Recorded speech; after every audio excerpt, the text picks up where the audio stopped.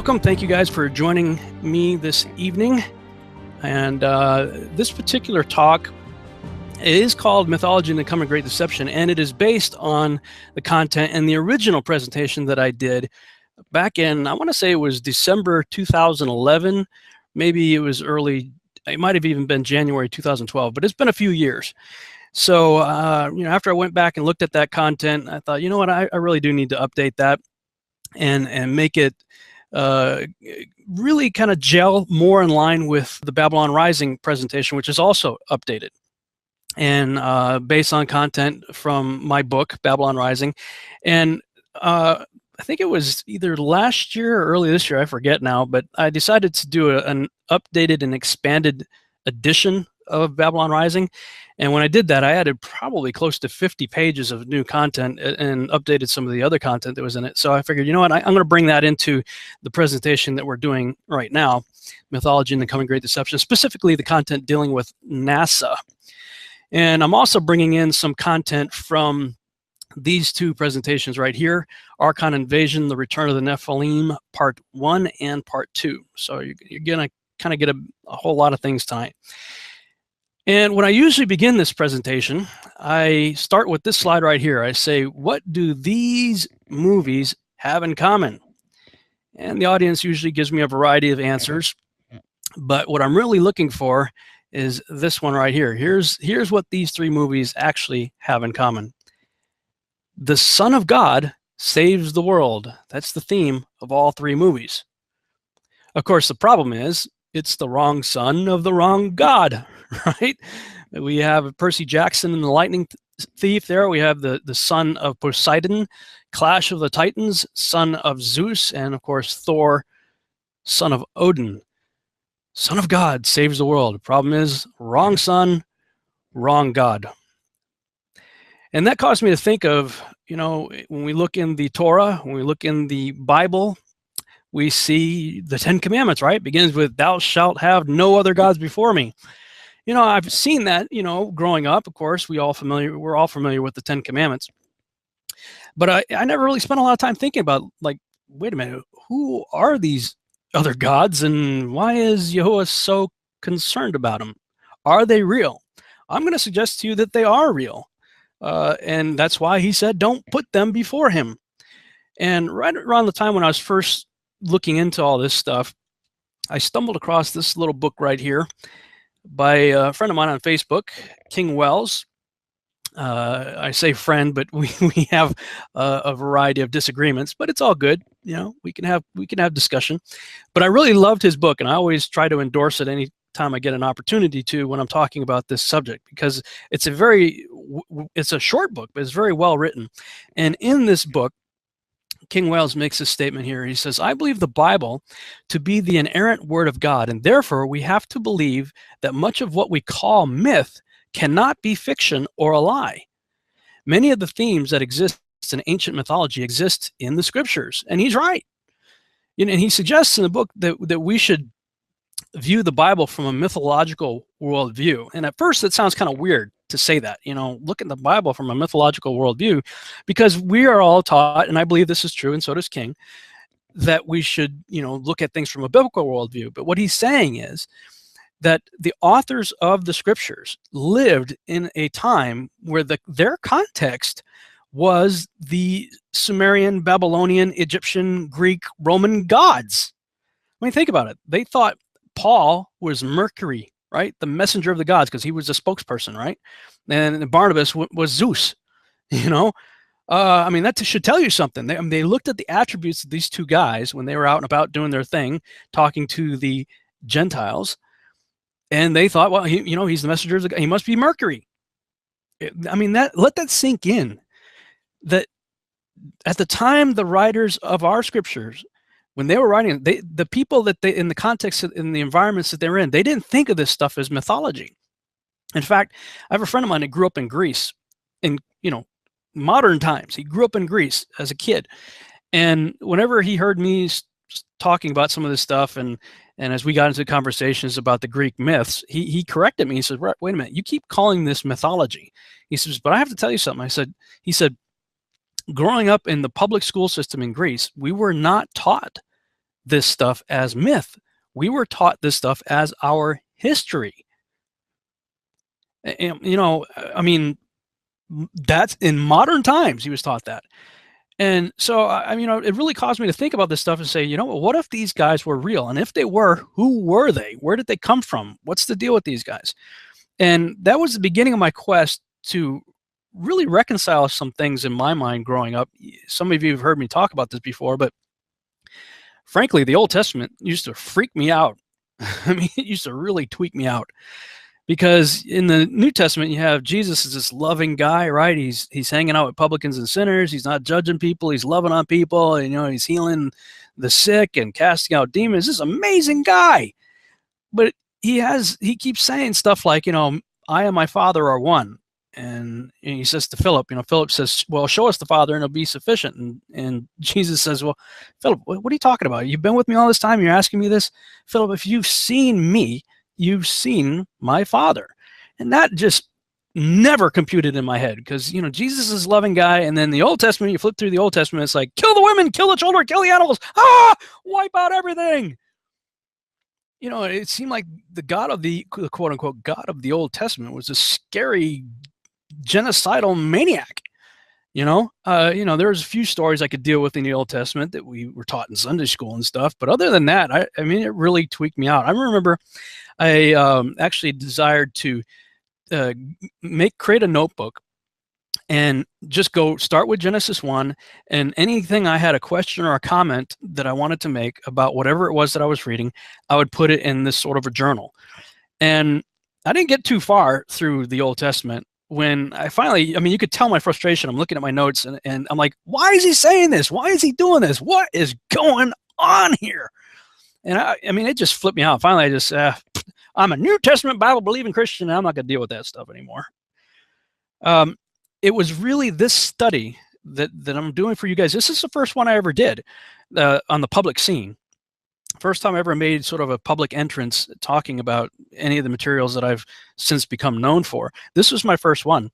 And it was during this study that a lot of things got healed, if you will, in my heart and in my mind and my spirit regarding the scriptures. And I just, I want to thank people like King Wells for putting this seed in my head to look at the Bible from a mythological worldview, in the sense of considering the fact that when these guys wrote, there was some pretty wild stuff going on dealing with the gods of what we now call mythology. And it really all goes back to what many have referred to as the seed war, a seed war that began in Genesis chapter 3. We see in Genesis 3:13 through 15, the woman said, "The serpent deceived me, and I ate." So the Lord God said to the serpent, "Because you have done this, cursed are you above all livestock and all wild animals. You will crawl on your belly, and you will eat dust all the days of your life. And I will put enmity between you and the woman, and between your offspring and hers. He will crush your head, and you will strike his heel." Well, first of all, you got to, wait a minute, your offspring? What's this, offspring of the serpent? What's going on here? And, if you're the serpent receiving this prophecy that her seed's going to crush your head, what do you think you're going to do? What's your reaction going to be? I mean, getting your head crushed is a bad thing, right? Yeah. So the first thing we see is Cain kills Abel, right? The bad guy kills the good guy. The one who had a predisposition, I guess, for listening to the voice of evil, killed the one who would be considered the good guy. And then Adam and Eve have another child, right? Seth. And I don't believe Cain was able to get to Seth or anybody else. So what happens next? You turn the page and you get Genesis chapter 6, right? In Genesis chapter 6, we have what I've come to refer to as the Genesis 6 experiment. And that took place in the crosshairs right here of this picture, which is just north of the Yahuwah Triangle, incidentally. An individual by the name of David Flynn was, I think, one of the first people to write about this, talked about the fact that Mount Hermon, which is where the Genesis 6 experiment took place, we'll cover that a little bit more in a minute, but that's where the angels came down in Genesis 6 and mated with women. That happens to be located at 33.33 degrees north by 33.33 degrees east from the Paris prime meridian. Now, if you go on Google Earth, you can check this out for yourself. Find kind of the center area of the mountain range, and it's like 35.54, I believe. But that's from the Greenwich, the current prime meridian. But if you subtract the difference between the current prime meridian and the Paris prime meridian from 35.54, you end up with 33.33.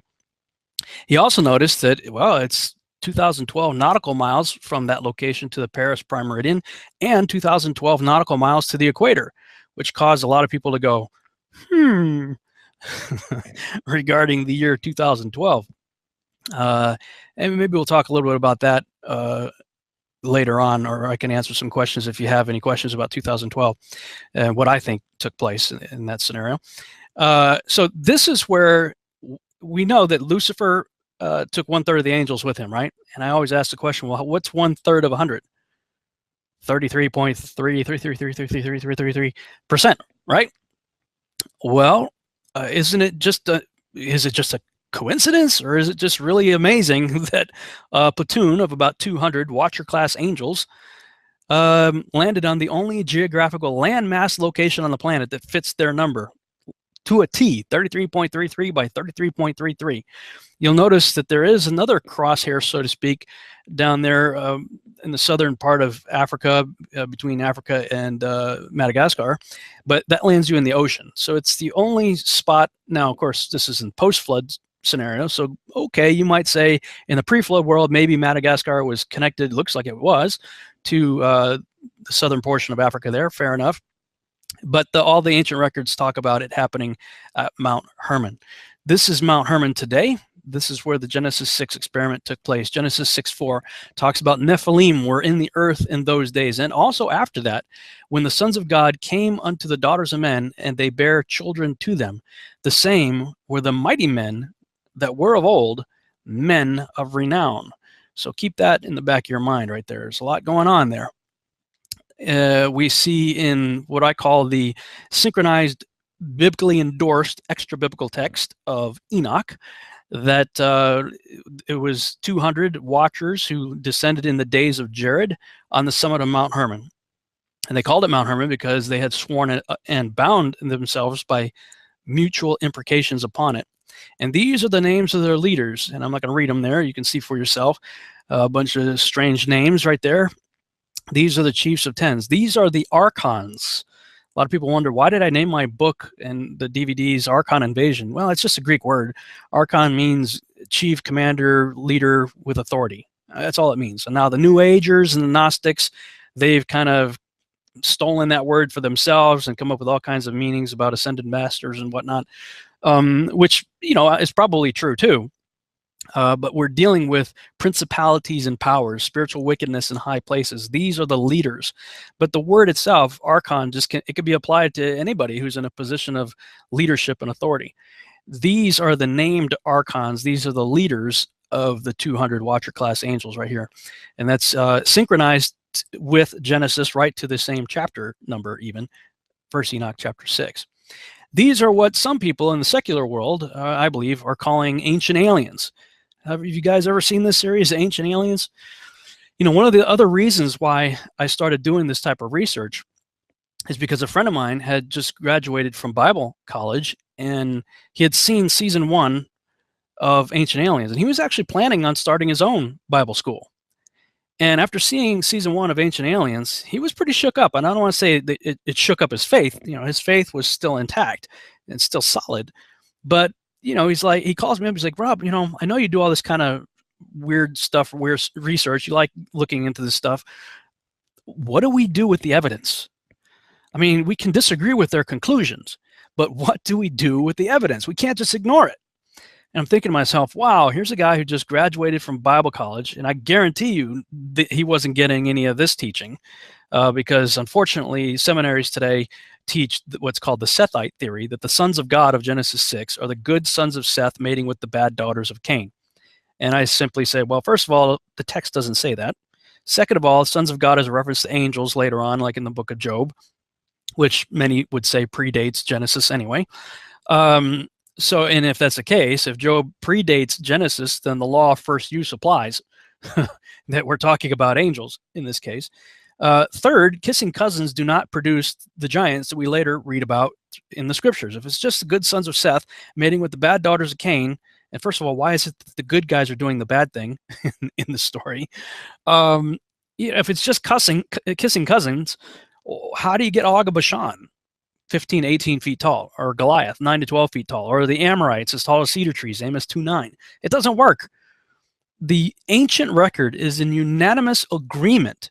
Unanimously, they all agree the angels came down and mated with women. It's not till you get to about 200 AD with a guy named Julius Africanus shows up and says, I don't believe that, and made up this bogus theory called the Sethite theory that later Calvin and others thought, hey, that's cool, kind of cool, we like that. And next thing you know, that's what's being taught in seminary.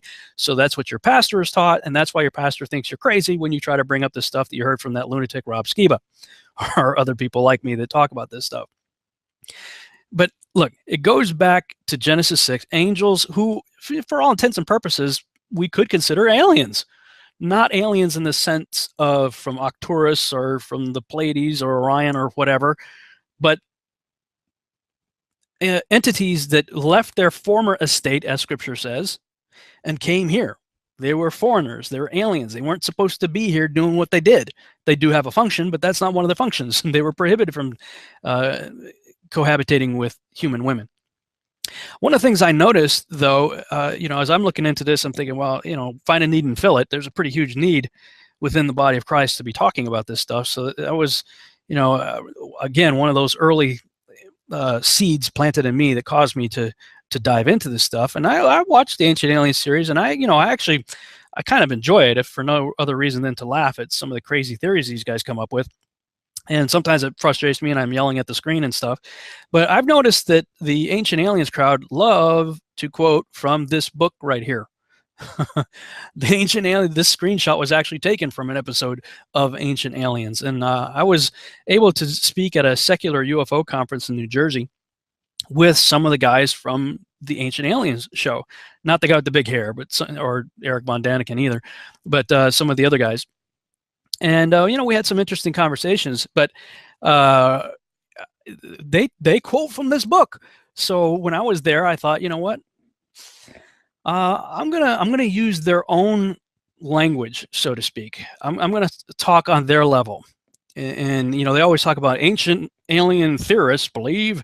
And so I started referring to myself and others like me as ancient Nephilim theorists believe. Us ancient Nephilim theorists, we believe such and such. And I took some clips from their own show, Ancient Aliens, and edited it together to sort of make a point. And this is what I showed them at the conference. Highly advanced humans, living thousands of years ago. Unidentified DNA in the human genome. And ancient chronicles describing heavenly interventions on Earth. Demonic seduction. You cannot resist or do anything about it. Hybrid offspring. People believe that he was half dragon and half human. And strange abductions. These beings from outer space wanted to have sex. In cultures throughout the world, there are tales of intimate encounters with extraterrestrial beings. But could these stories be more than just myth? We should finally come to grips with the idea that extraterrestrials had something to do with our development. Clearly, there are entities out there which have an agenda, mating with human beings for their own purpose. Millions of people around the world believe we have been visited in the past by extraterrestrial beings. Did ancient aliens really help to shape our history? And if so, might we be the product of alien breeders? An anthropologist from the University of Wisconsin, Dr. John Hawks, did a comprehensive analysis of human DNA going back for many thousands of years, and what he found was astonishing. If you look at the DNA from someone in 3000 BC, and you compare that to the DNA of someone alive today, it has changed by 7%. Mapping the human genome, Dr. Hawks found that in the past 5,000 years, our DNA has evolved at a rate 100 times greater than any previous 5,000-year period in our history.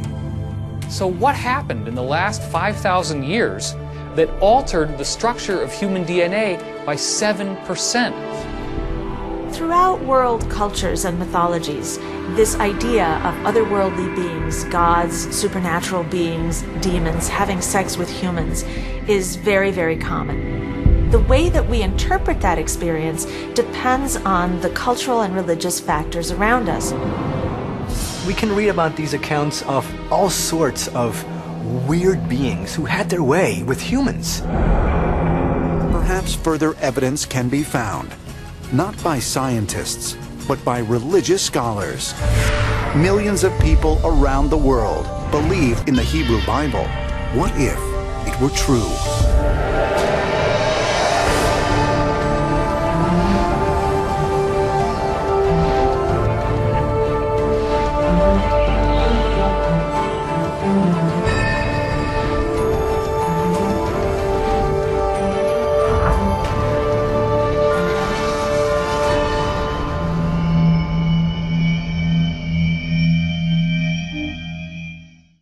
Did you catch the modification? Usually it says millions of people around the world believe in ancient aliens or something like that. And I took it and said millions of people around the world believe in the Hebrew Bible because it's true. Millions of people around the world do believe in the Hebrew Bible. And, you know, one of the things I do like about the way that they do their documentaries, the Ancient Aliens, is they ask a lot of questions. They do. I mean, if you go back and watch it, yeah, they make a lot of statements too, but they always say, you know, what if such and such, or could it be that such and such? And so they do, and it's sort of a way out for them actually, to say, well, look, all we're doing is asking questions. They're not just asking questions; they do in fact have an agenda that they're trying to push. But I like the technique that they have used a lot, and so I just kind of turned it around on them at the conference and said, you know what? What if this Hebrew Bible that you guys like to quote a lot is actually true? And if you will allow me, I would like to explore some things from the Hebrew Bible and give you my take on it.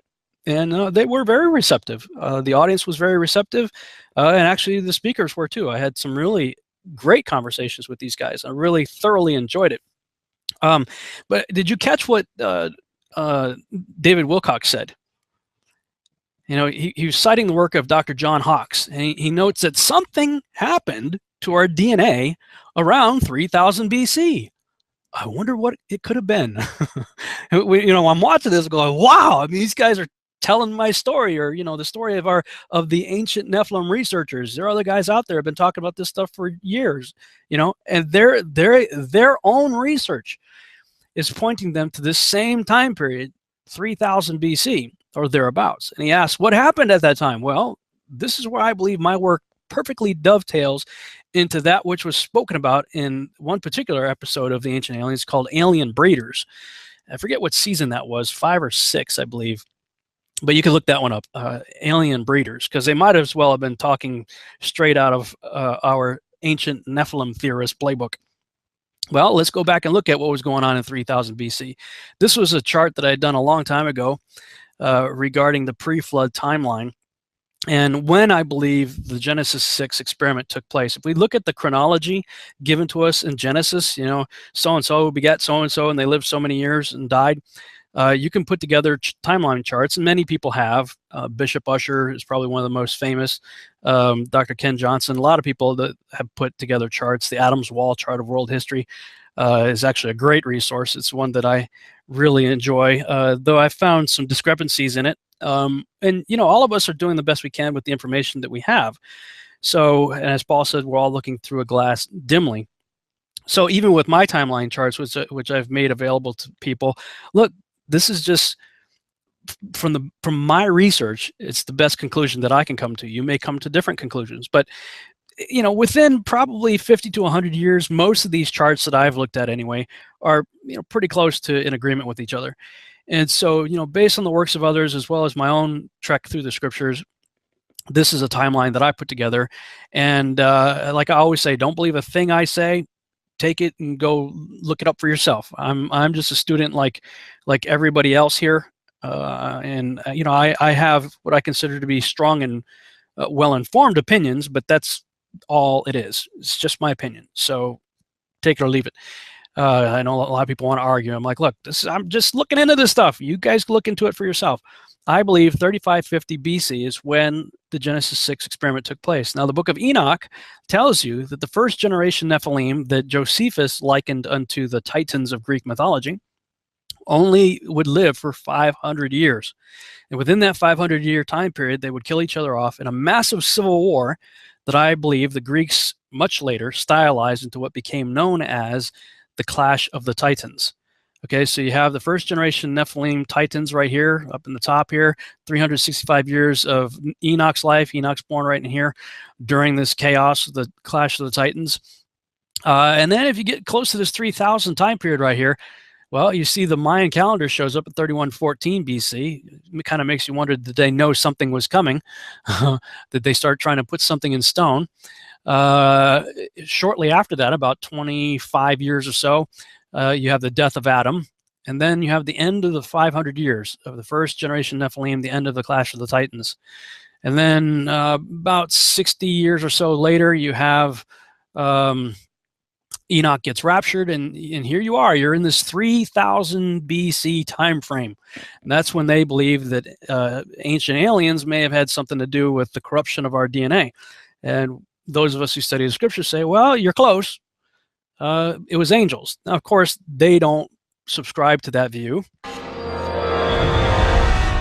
The whole idea or concept of Satan is based on a misunderstood visit by extraterrestrials in the remote past.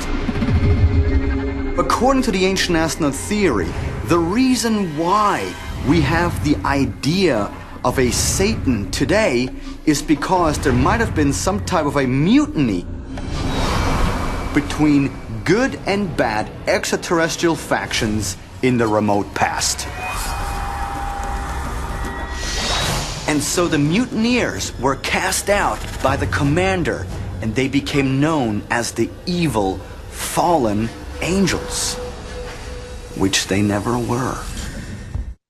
Which they never were. Yeah. Okay, let me just ask you a question. Would you go to this guy for brain surgery? No, of course not. This guy's an auto mechanic. Why would you go to an auto mechanic for brain surgery? Just like, why would you listen to this guy to try to explain what was going on in the ancient world that all the ancient texts talk about? You know, his whole thing is like, and Von Daniken too. I've got another clip where these guys are talking about, look, if you just change the word angels to extraterrestrials, well, you have a completely different story. Well, yeah, of course you do. You have a completely different story apart from the one that you're trying to quote. You know, I'm like, guys, let's just let the text tell us what it says. Let's not change the text to make it say what we want it to say. That's not really legitimate research. That's not being intellectually honest with the text. The text says angels.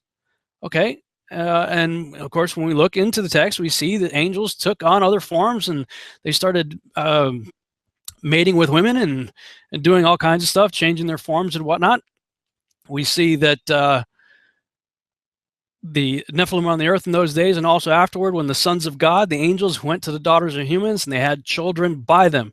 They were the heroes of old, men of renown. So you have this origin of the gods, the heroes of old, and this is where I differ with a number of my ancient Nephilim researcher buddies who think that and also after that is a reference to the post-flood world, and it's not within the scope of this talk to really unpack that. If you want to see more on that, see my Archon Invasion book or part 1 of the DVD that goes along with it.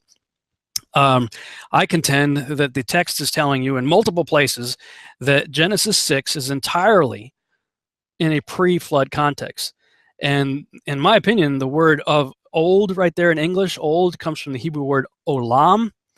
And that word is translated 136 times in your Bible as forever, 110 times as everlasting. or the other way around. I always get those mixed up. But at any rate, it's translated a whole bunch of times for to indicate a very long time ago. It's not a word that Moses would have used to describe the Anakim, the sons of Anak that they just saw last week when they sent the spies into the land 850 years after the flood. It's not a word you say, you know, these were the ones that became, you know, the giants that we just saw in Canaan. He's saying these same ones that we're talking about in Genesis 6:1-4 are the ones who became the heroes of Olam, of the very, very ancient past.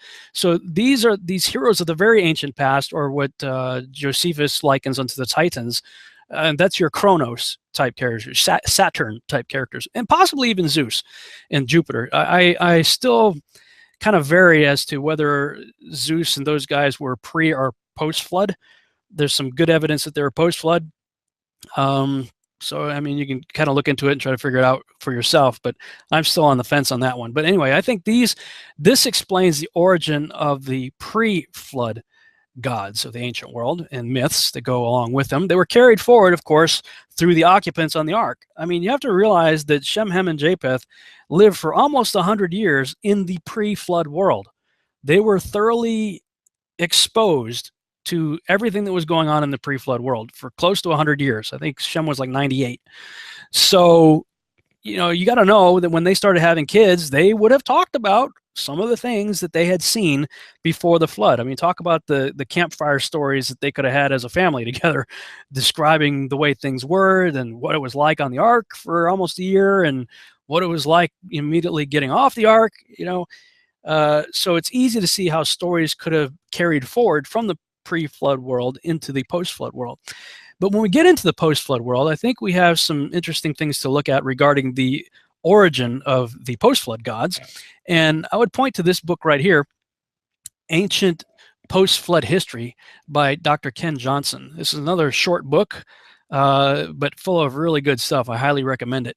And he points out in the book the longevity of the people, you know, both before and after the flood, but specifically talking about after the flood, noting that Noah lived to be 950 years total. He was 600 at the time of the flood, and he lived 350 years after the flood. Okay. And his sons, they lived to close to 600 years of age.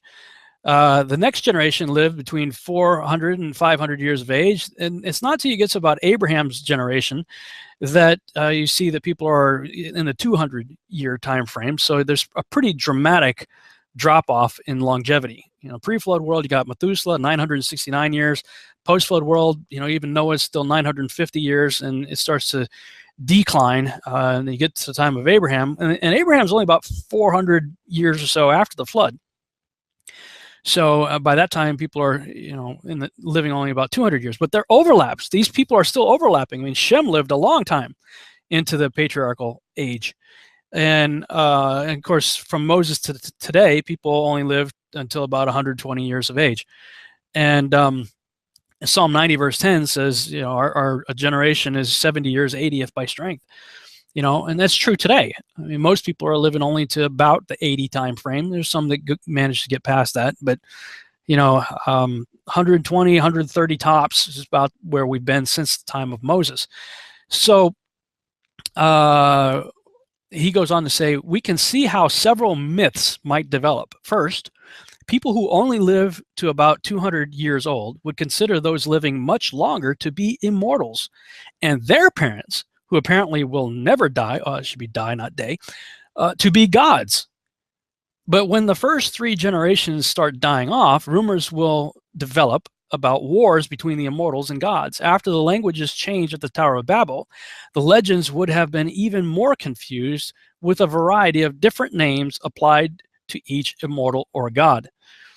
So what's he saying here? It's like, okay, imagine you're in the generation that only lives to be about 200 years of age, and you're on your deathbed, man. You've reached the end of your life, and you're about to die. And you're looking at your dad, who's probably close to twice your age, and he's still looking over you as you're about to die. Well, you might be tempted to think that, you know, your parents are immortals. You know, they certainly are outliving you. And if your grandparents are still around and they're kicking around at about 500-600 years of age, you may be tempted to think that they are gods. And it just makes sense if you put it that way.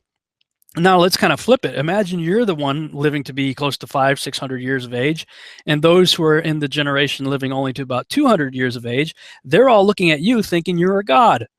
What's that going to do to your ego? Now, you're probably significantly wiser than these people, so you're going to look at them, you're going to look down on them anyway, because they can't even come close to the experience, life experience, wisdom, and understanding that you've accumulated in 500 or 600 years. You know, they're only living about a third your lifespan, so you're already going to think they're inferior. So yeah, I can imagine how people would easily start taking advantage of their longevity, thinking and propping themselves up to be gods as others are looking up to them as gods. It just makes sense. This is known as the theory of euhemerism. It's a theory attributing the origin of the gods to the deification of historical heroes. And this is named after a guy named Euhemerus, who lived around 300 BC or so. He was a Greek philosopher who came up with this theory. And you got characters like Clement of Alexandria in agreement when he writes, "Those to whom you bow were once men like yourselves." He's making commentary saying to the pagans, you know, the gods that you guys worship were just people. You know, you're worshiping people. Now, to be fair, if you go back into the ancient records, some of these people weren't just your average person. This is a representation of the biblical scale of the giants that we read about in Scripture. You got a little 6-foot guy there on the left. Then you got the Og of Bashan and Goliath scale, roughly 9 to 18 feet, give or take, in there. And then you have the early Canaanite scale, and I'm referencing Amos 2:9 there. Amos 2:9, if I just take it literally, and I do believe that we should take it literally, it says that the Amorites were as tall as cedar trees and strong as the oaks. Well, a cedar tree gets to, a modest cedar tree gets to about 36 feet tall. Now, the cedars of Lebanon get to about 150 feet tall. So, and they were world famous, you know, the cedars of Lebanon. So just erring on the small side of the cedar scale, I still think you're in about the 30-foot scale area there. So, yeah, you know, to be fair, those to whom you bow were once men. Well, it says that they became men of renown. They were men. They were hybrid men, but they were big men who may have been living for long periods of time. I put together this timeline chart early on, showing on the top area there, the time period of the flood is there and depicted in blue right here. And then you have Noah right there and his offspring Shem, and Arphaxad right here, and Selah, Eber, and Peleg, right? And showing when Cush was born also in Nimrod.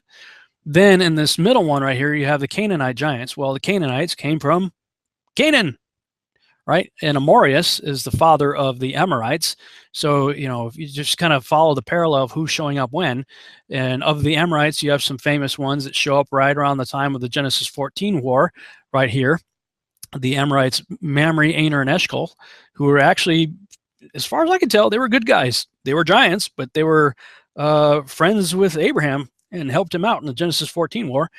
So are there good Nephilim? Well, it's apparently, at least with these three guys anyway. Then you have Arba right here, Anak, and the sons of Anak right here that the Israelites encountered when they went in Numbers chapter 13. And then carrying it down here, I just kind of thought of the parallels rather interesting, because looking at the timeline of when things are taking place, Mamre, an Amorite, apparently shows up about the same time as Terah, Abraham's father. And Arba possibly shows up about the same time as Abraham shows up. Anak showing up about the same time as Isaac showing up. And the Anakim show up about the same time as Jacob. And it was the descendants of Jacob who took out the Anakim, the sons of Anak, in Numbers 13 when they went there. And they were familiar with them. How would they be familiar with them unless they had stories through Abraham, Isaac, and Jacob talking about contemporaries of each of them? Because when they got there, they said, and the sons of Anak. Well, they knew who Anak was. They had spent, and this is a generation that hadn't been to the land of Canaan. They were a generation that grew up as slaves in Egypt. But the stories obviously were being told while, you know, from generation to generation in Egypt. They were in Egypt for, everybody says 400 years. Okay, first of all, They were not in Egypt. No one was a slave in Egypt for 400 years. I believe it's Galatians, Paul says, from the giving of the covenant of Abraham to the giving of the law of Moses is 430 years. So there's your guardrails. The giving of the covenant with Abraham in Genesis 15, and the giving of the covenant of Mount Sinai, with Moses, 430 years. No one is in Egypt from the time of Abraham until, other than brief sojourn back and forth, until Joseph is sold into slavery 215 years after the covenant of Abraham. And then Joseph goes down there, and the story. He's in prison for a little while, and then he gets elevated to second in command of all of Egypt, second only to the Pharaoh. Then there's the famine in the land of Canaan, and Jacob and his family come down, and the story. I mean, they're treated like princes. They're given the best of the land of Goshen. So these guys are living like regional governors, high on the hog, in the land of Egypt for an extended period of time, until a Pharaoh arose that did not remember Joseph. So at best, first of all, no one's in Egypt for 215 of the 430 years. During a fair amount of that time, they're living high on the hog, so to speak, although they probably weren't, they were kosher, so they probably weren't messing around with pigs, but you get the point. So, and then a Pharaoh arises that doesn't remember Joseph, and so at best, they were slaves in Egypt for about 100 years. Probably became slaves just prior to the birth of Moses, I would guess. So anyway, at any rate, for 215 years leading up to the Exodus, generations of the sons of Abraham, Isaac, and Jacob talked about the stories of the land of Canaan that they brought with them. So they were well acquainted with who the Anakim are, sons of Anak. They knew that. So I think this chart kind of helps to put in perspective who was living when and what's going on. But I want you to notice that the Genesis 14 wars right here, that's only about 450 years after the flood. Canaanites are showing up immediately after the flood. In fact, I think Canaan was either born on the ark or right as soon as I got off of it. The book of Joshua tells you that the three sons of Noah married their wives 7 days before the flood.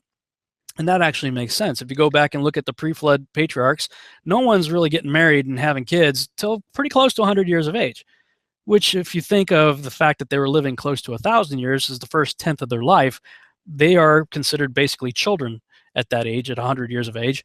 And in fact, the book of Isaiah talks about in the millennial reign, somebody who dies at 100 years would be considered a child. So it makes sense that they didn't get married until right before they got on the ark. And when you consider they had a building project and had to get animals together and taken care of and all that, they're probably too busy for that marriage stuff prior to 7 days before the flood. So the wives don't show up until 7 days before the flood. They get on the ark, and immediately after the flood, you've got this character named Canaan being born. And as we'll see later, Canaan is the father of the Canaanites, who were the giants in the land, with no mention of another incursion of angels, incidentally. So I put together some timeline charts, a little bit more detailed right here, like this one. This shows the 350 post-flood years of Noah's life and the origin of the post-flood giants and things of that nature.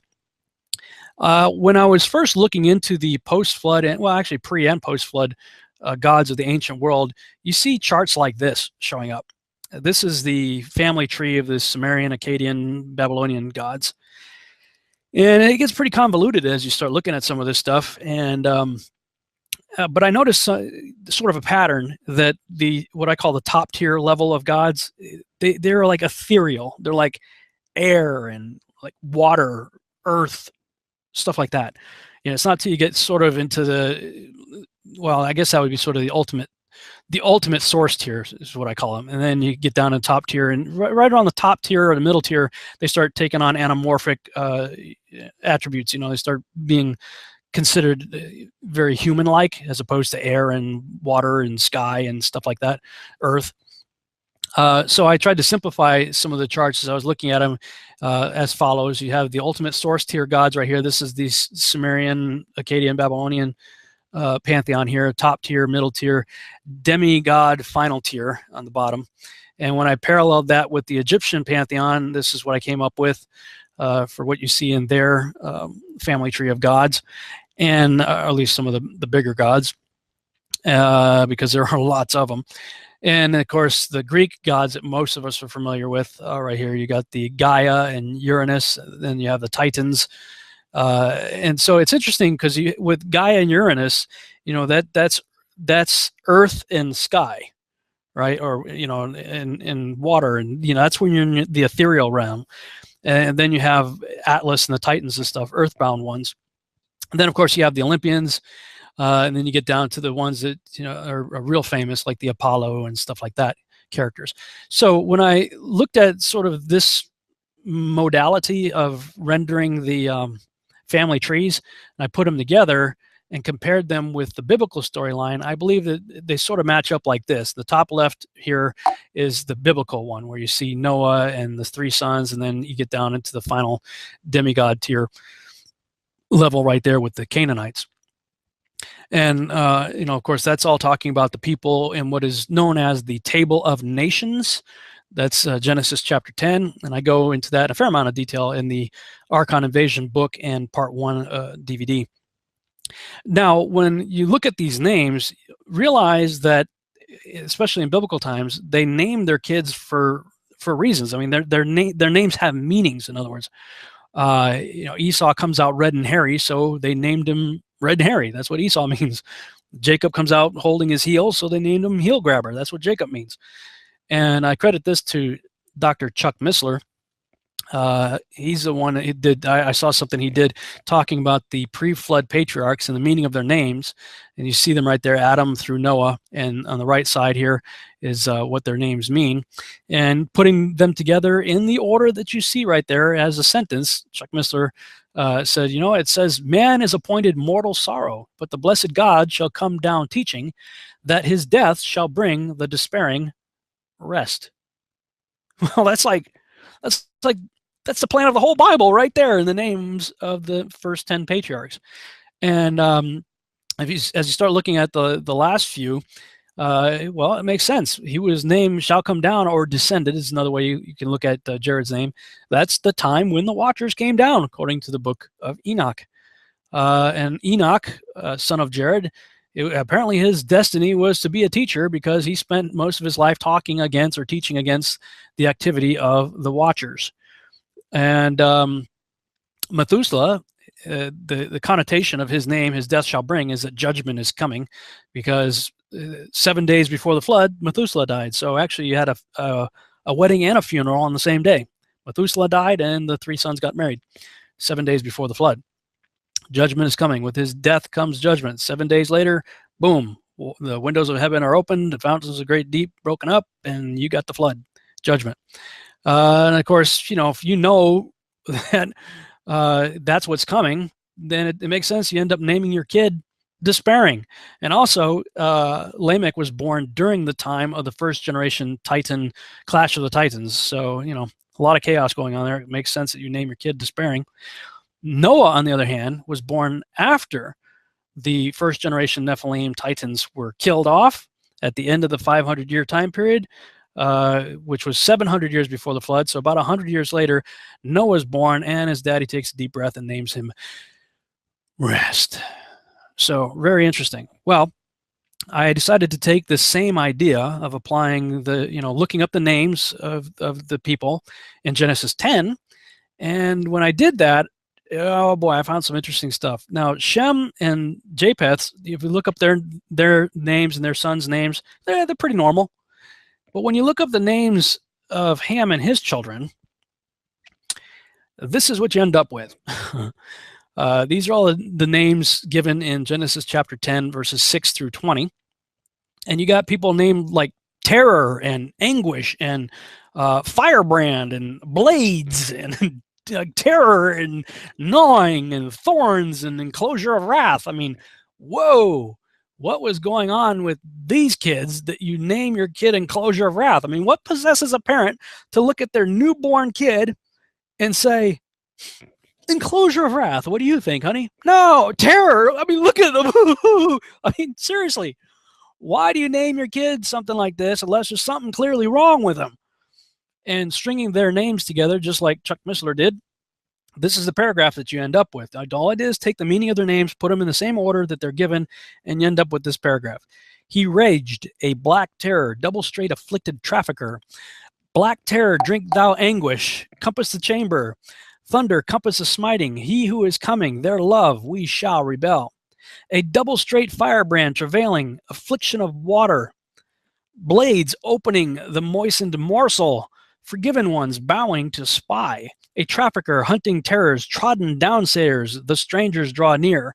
Showers of life, gnawing like thorns, they shall break loose. Double woolen enclosures of wrath. I don't know, call me crazy, but that's a pretty wild family tree you got going on there. I think something's clearly up with them, if you ask me.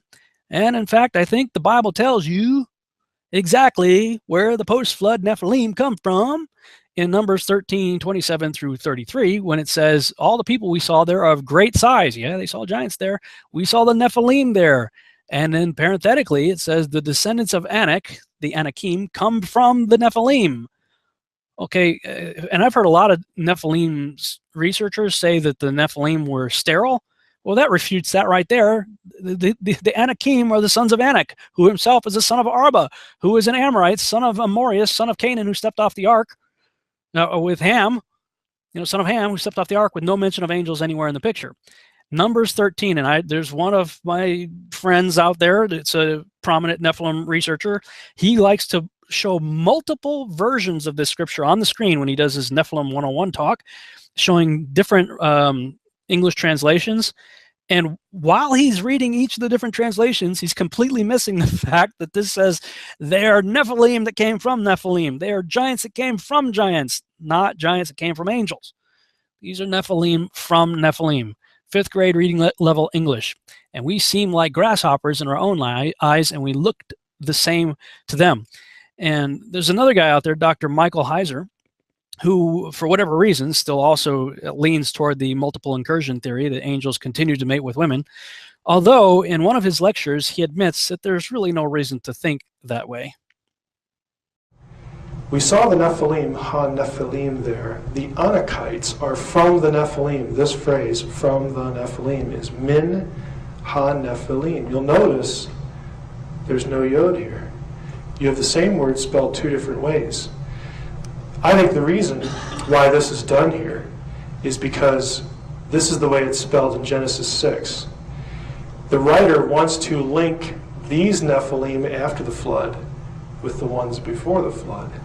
And if that's the case, if the Anakim came from, in other words, were related to the Nephilim from before the flood, you don't need the continual cohabitation. You have a genetic relationship intact, so to speak. You do indeed have a genetic relationship intact, so to speak. That genetic relationship goes directly to the sons of Noah. And I'm just going to say right here that this next scripture I'm about to put on the screen is the smoking gun that absolutely, positively obliterates any notion of another incursion. Right here, it's Genesis chapter 9, verses 18 and 19, where it says, the sons of Noah who went out of the ark were Shem, Ham, and Japheth. Oh, why is he calling attention here? Ham was the father of Canaan. Who are the Nephilim that are consistently being wiped out? This is where you got to understand what God's doing right here. Because throughout the Old Testament, God would tell the Israelites, you know what, you could go to war with this group over here, and you can take the women and the animals and children as spoils of war. However, when you go over here, you got to kill the women, kill the children, kill the animals, wipe out everything. So at this point, you have a choice. Either God is schizophrenic and into random acts of genocide because he's apparently prejudiced or something, or there's a legitimate reason why the standard rules of war applied with this group over here, but on this group over here, you got to wipe out everything. And I'm going to submit to you, based on the text itself, that everywhere you see him saying utterly destroy, those are the ites of Genesis chapter 10, verses 6 through 20. And if you don't believe me, just go look it up. Go look up all the times where he's throughout the Torah and the book of Joshua, where they had all these campaigns and they utterly destroyed the various ites, the Girgashites, the Hivites, the Jebusites, etc., Amorites. Those are the ites of Genesis 10, 6 through 20 that go directly back to these three guys right here. And they are Canaanites. And right here, Moses, the same guy who wrote Genesis chapter 6, is writing 3 chapters later, Genesis chapter 9, and he says, Ham is the father of Canaan. No angels mentioned here. And then to elaborate on that, the next verse says, these 3 were the sons of Noah, and from these, the whole earth was populated. This is written about 850 years after the flood. Okay?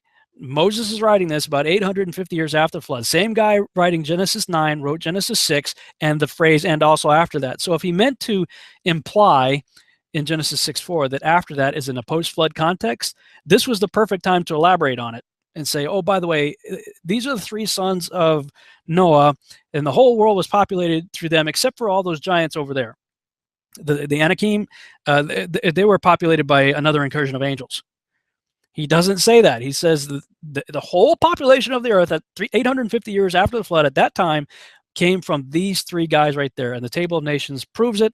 And every single reference in the Bible to giants being utterly destroyed by the Israelites go back to these people with no mention of angels anywhere in the picture. So if you haven't figured it out, I totally and completely reject the multiple incursions idea as completely eisegetical. Eisegesis is where you insert your own ideas into the text because the text doesn't support that idea at all. When you look in the text, you see the 3 sons, Japheth, Ham, Shem. I got them listed here this way. The sons of Ham are Canaan, Mitzrayim, Put, and Cush. There are many giants listed in the line of Canaan. Who's the father of Canaan? Genesis 9:18. Ham was the father of Canaan. Huh, okay. In Mitzrayim's line, there's 1 giant. We'll talk about that in a minute. At least 1 giant. Put, there are no giants that I'm aware of in Put's lineage. And there's 1 giant in Cush's lineage, which is Nimrod, but he wasn't born that way. And I've talked about this in other sessions, so I won't really go into that here. But he became a giant. I don't believe he was born that way. The Amorites are mentioned over 80 times in the scriptures. 80 times. Over 80 times the Amorites are mentioned. And Amos 2 tells you Amorites were as tall as cedar trees. Who was the father of the Amorites? Canaan. Who was the father of Canaan? Ham. No angel. In Mitzrayim's line, you have the Philistines. The Philistines are mentioned over 200 times in the scriptures. And we know of at least about 4 or 5 giants, right? That were among the Philistines. Goliath, his brothers, and these are characters that are born to the giant in Gash. Maybe he's an unnamed giant we don't know about. 6 fingers, 6 toes, you know, the whole 9 yards. They come from Caphtor. Caphtor was a son of Mitzrayim. Now, what's interesting about Caphtor, and your King James gets it wrong, actually. If you compare translations of Genesis 10, where it talks about the sons of Mitzrayim, it leads you to believe that Cashluhim is the father of the Philistines. But the King James contradicts itself in Jeremiah 47:4 and Amos 9:7, 2 confirming witnesses showing that the Philistines came from Caphtor, not Cashluhim, his brother. Other translations get it right. New Living gets it right, and a few others. So the Philistines come from Caphtor, as verified in Jeremiah 47:4 and Amos 9:7. What's interesting about Caphtor is that he settled the island of Crete.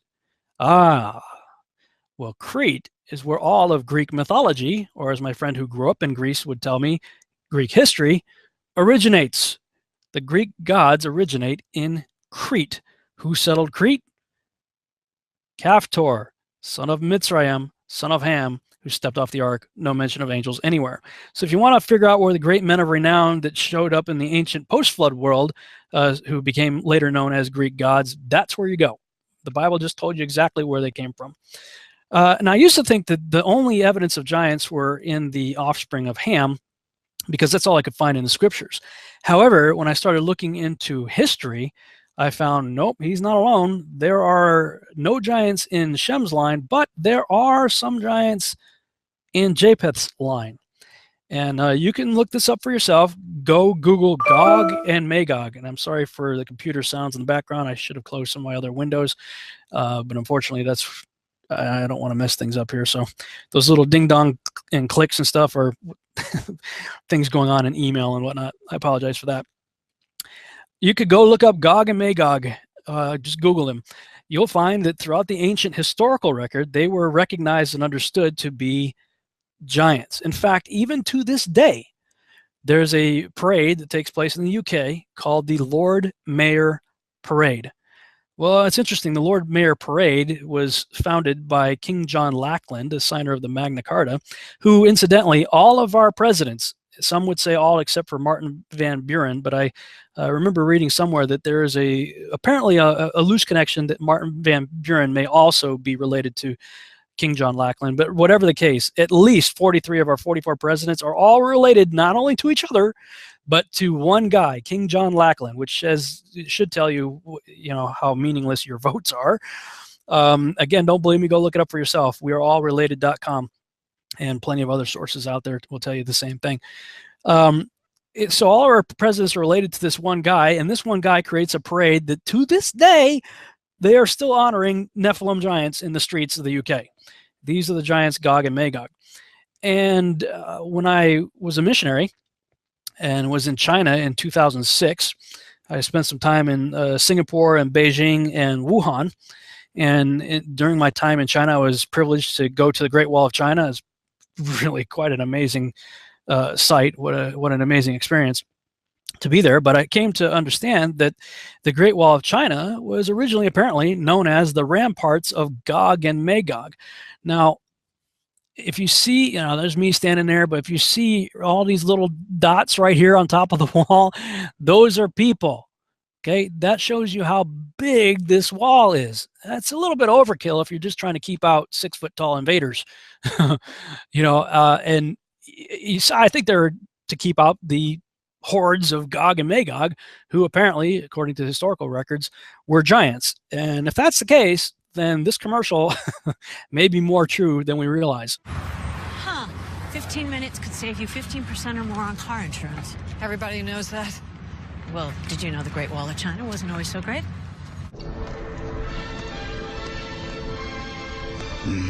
What should we do?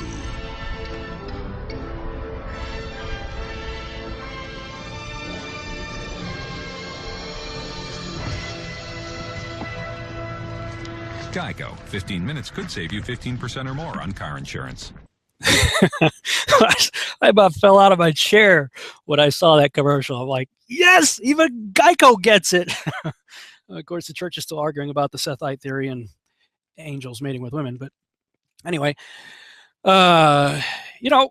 when you look in these ancient cultures, you see depictions like this. They're in Asia too. I mean, it's not just giant depictions in the land of Canaan or the land of Egypt. They're all over the place. There's one in Asia right here. Now, it's just like the Great Wall of China. See all these little dots? These are people. Look how big that statue is. Some would say this is just made in honor of somebody with a tremendous ego. Okay, maybe. Or it could be a life-size representation made by people who are that big. And maybe these guys are later generations, are a little smaller. And all these little people look at that and say, wow, isn't that neat? What if it's representing something real that existed in the ancient past? I'm going to suggest that it does. Most scholars agree that civilization really originates in about the 32nd century BC timeframe. 3000 BC is where you start seeing a lot of megalithic structures. I'm not going to read all this, but that's where you see a lot of the ancient civilizations seem to date back, especially the megalithic ones, that people scratch their head and go, how did that get there? I don't know. It all goes back to about that 32nd century BC timeframe. Well, again, looking at the chart, here's 3000 right here, and this is roughly 3200 right here. So this is your time of the first generation and the first generation Nephilim area in that time period right there. So, and I started creating, this was a real general chart that I did right here. I started to elaborate on that chart with this one right here, showing that, you've got, here's the flood right here, and then immediately you got giants showing up right away. This is actually not right. When I first created this chart, I believe that the Tower of Babel was about 100 to 150 years after the flood. And then as I was doing kind of an updated version of this, I realized, nope, I was wrong. When I created this one here, I realized the error in that previous chart. I was saying that the Tower of Babel being about 100 to 150 years after the flood, based on what's called the Peleg expansion, where it talks about, for it was in his day the earth was divided.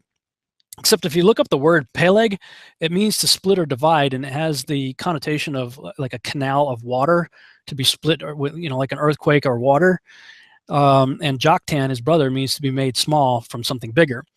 And so if we kind of put this idea together, you got a violent separation by earthquake and water, and something bigger being made small. So I believe that that's when Pangea broke up. I believe Pangea, when all the continents were once connected, and I cover this in a lot more depth in the Yahuwah Triangle Part 1 talk regarding the expanding Earth theory. I believe that the Earth was originally fractured when the fountains of the Great Deep were broken, and there was some separation, of course, that allowed the water to go away from the flood. But I believe that there was a further separation that took place. That there was an additional separation, the Peleg expansion. And when it said it was in his days, Peleg's days, the earth was divided, I thought it was talking about the division of language, that it was contemporary with the division of continents. But then upon further research, I realized that's not really true. You got the Peleg expansion happening right around here. Nimrod doesn't show up until way over here. So I was off by a few hundred years regarding the Tower of Babel incident. The Tower of Babel was way over here.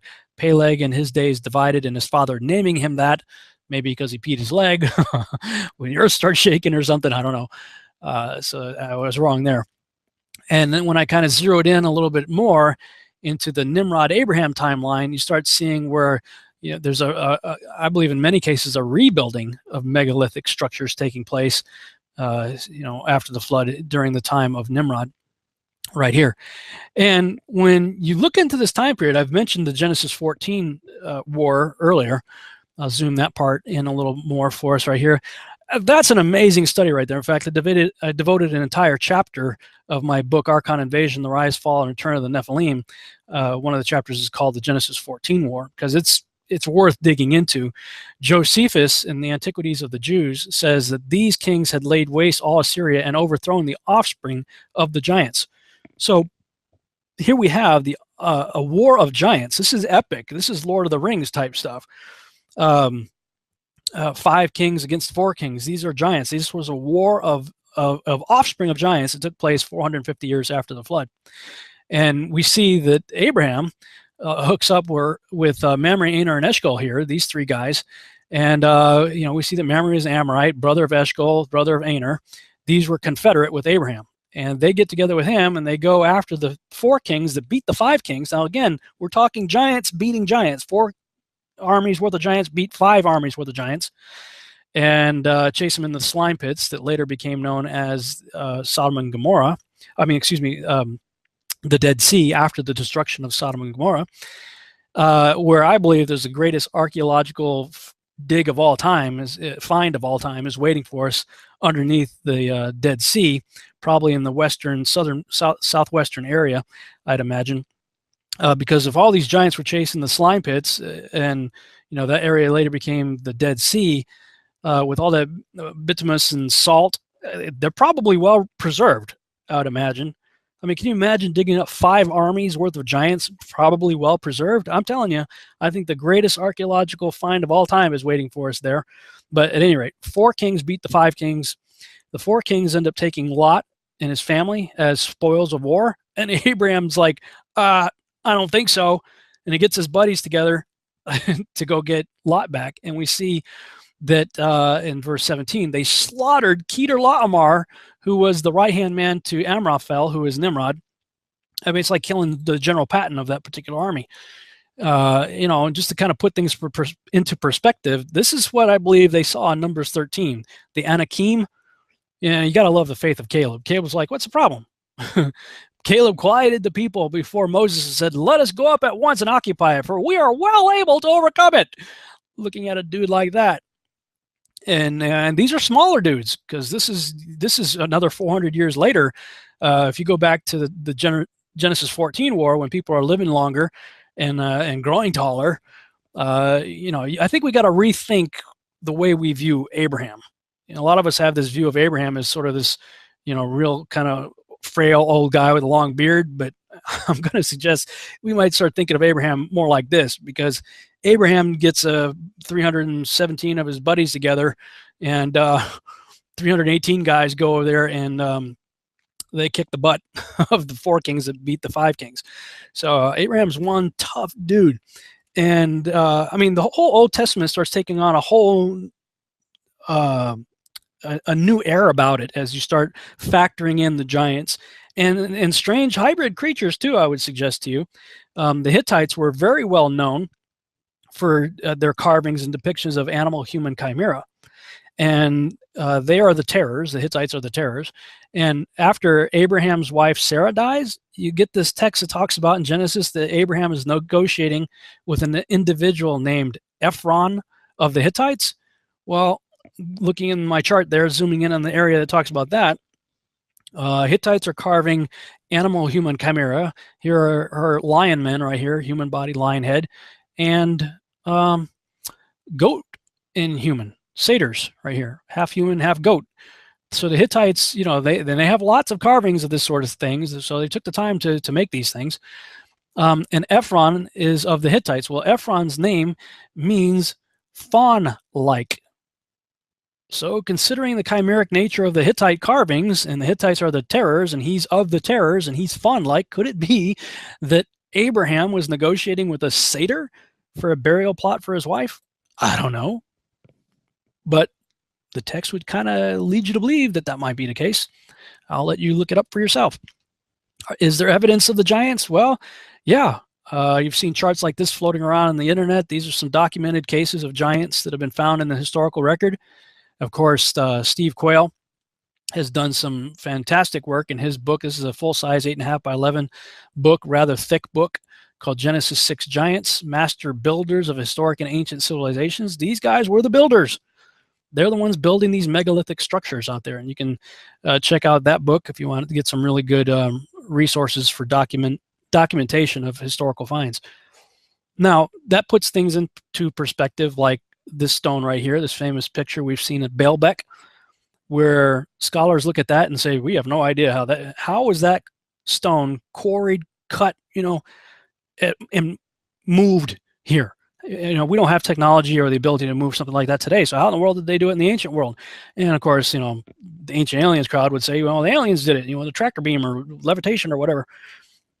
Well, you know, I'm like, well, what if we just took the scriptures for what they say? Amos tells us that the giants got as tall as cedar trees and strong as the oaks. I found it interesting that in his bodybuilding days, Arnold Schwarzenegger was known as the oak. So I scaled the oak up to a 36-foot tall cedar tree size and put him to scale in this picture, and that's what you end up with. Well, if they're 36-foot tall cedar tree size, strong as the oaks, giants around, it's pretty easy to see how stones like that could have been quarried, cut, and moved. And I found this book, this quote in a book called History of Baalbek by a guy named Michael Aloof, page 41. He says, after the flood, when Nimrod reigned over Lebanon, he sent giants to rebuild the fortress of Baalbek, which was so named in honor of Baal, the god of the Moabites and worshippers of the sun.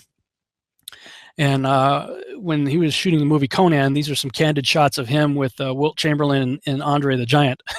and Arnold's not a short guy either. He's about 6 foot tall. But look how tiny he looks compared to those guys. So, I mean, we got to start thinking along these lines if we want to understand the megalithic structures, the ancient civilizations, and the gods of mythology. Speaking of gigantism, I'm going to try to demystify that whole thing for you. A lot of people think of giants and they're like, well, of course, it's because angels mated with women. Well, as we're seeing, no angels mated with anybody in the post-flood world, yet we still have giants. I'm going to suggest to you that it's not quite as supernatural as you may otherwise think. And I would point to this, if we're looking for science, if we're researchers, being honest with the text and honest with ourselves, looking for evidence, not stuff plucked out of thin air to justify crazy theories that we might have. This is empirical evidence right here of a very plausible way that gigantism could have happened to humans, just like it does in the animal kingdom. You could go to liger.com, and at least at the time when I did this, this was their front page, their home page. And if you look at the names of the ligers, Hercules, Zeus, Sinbad, Vulcan, they named them after the Nephilim. But now this is scientific, empirical evidence I'm about to show you. Listen to what they have to say as to why these creatures are so big. This big guy is a liger. Yes, a liger. And trainer Doc Antle and his partner Rajani have the biggest one in the world. This is Hercules, who is our liger boy, 900 pounds and 12 feet tall. He's a gigantic kid because he's a liger. Father lion, mother tiger makes him... Father is a lion, mother is a tiger. Makes him the liger.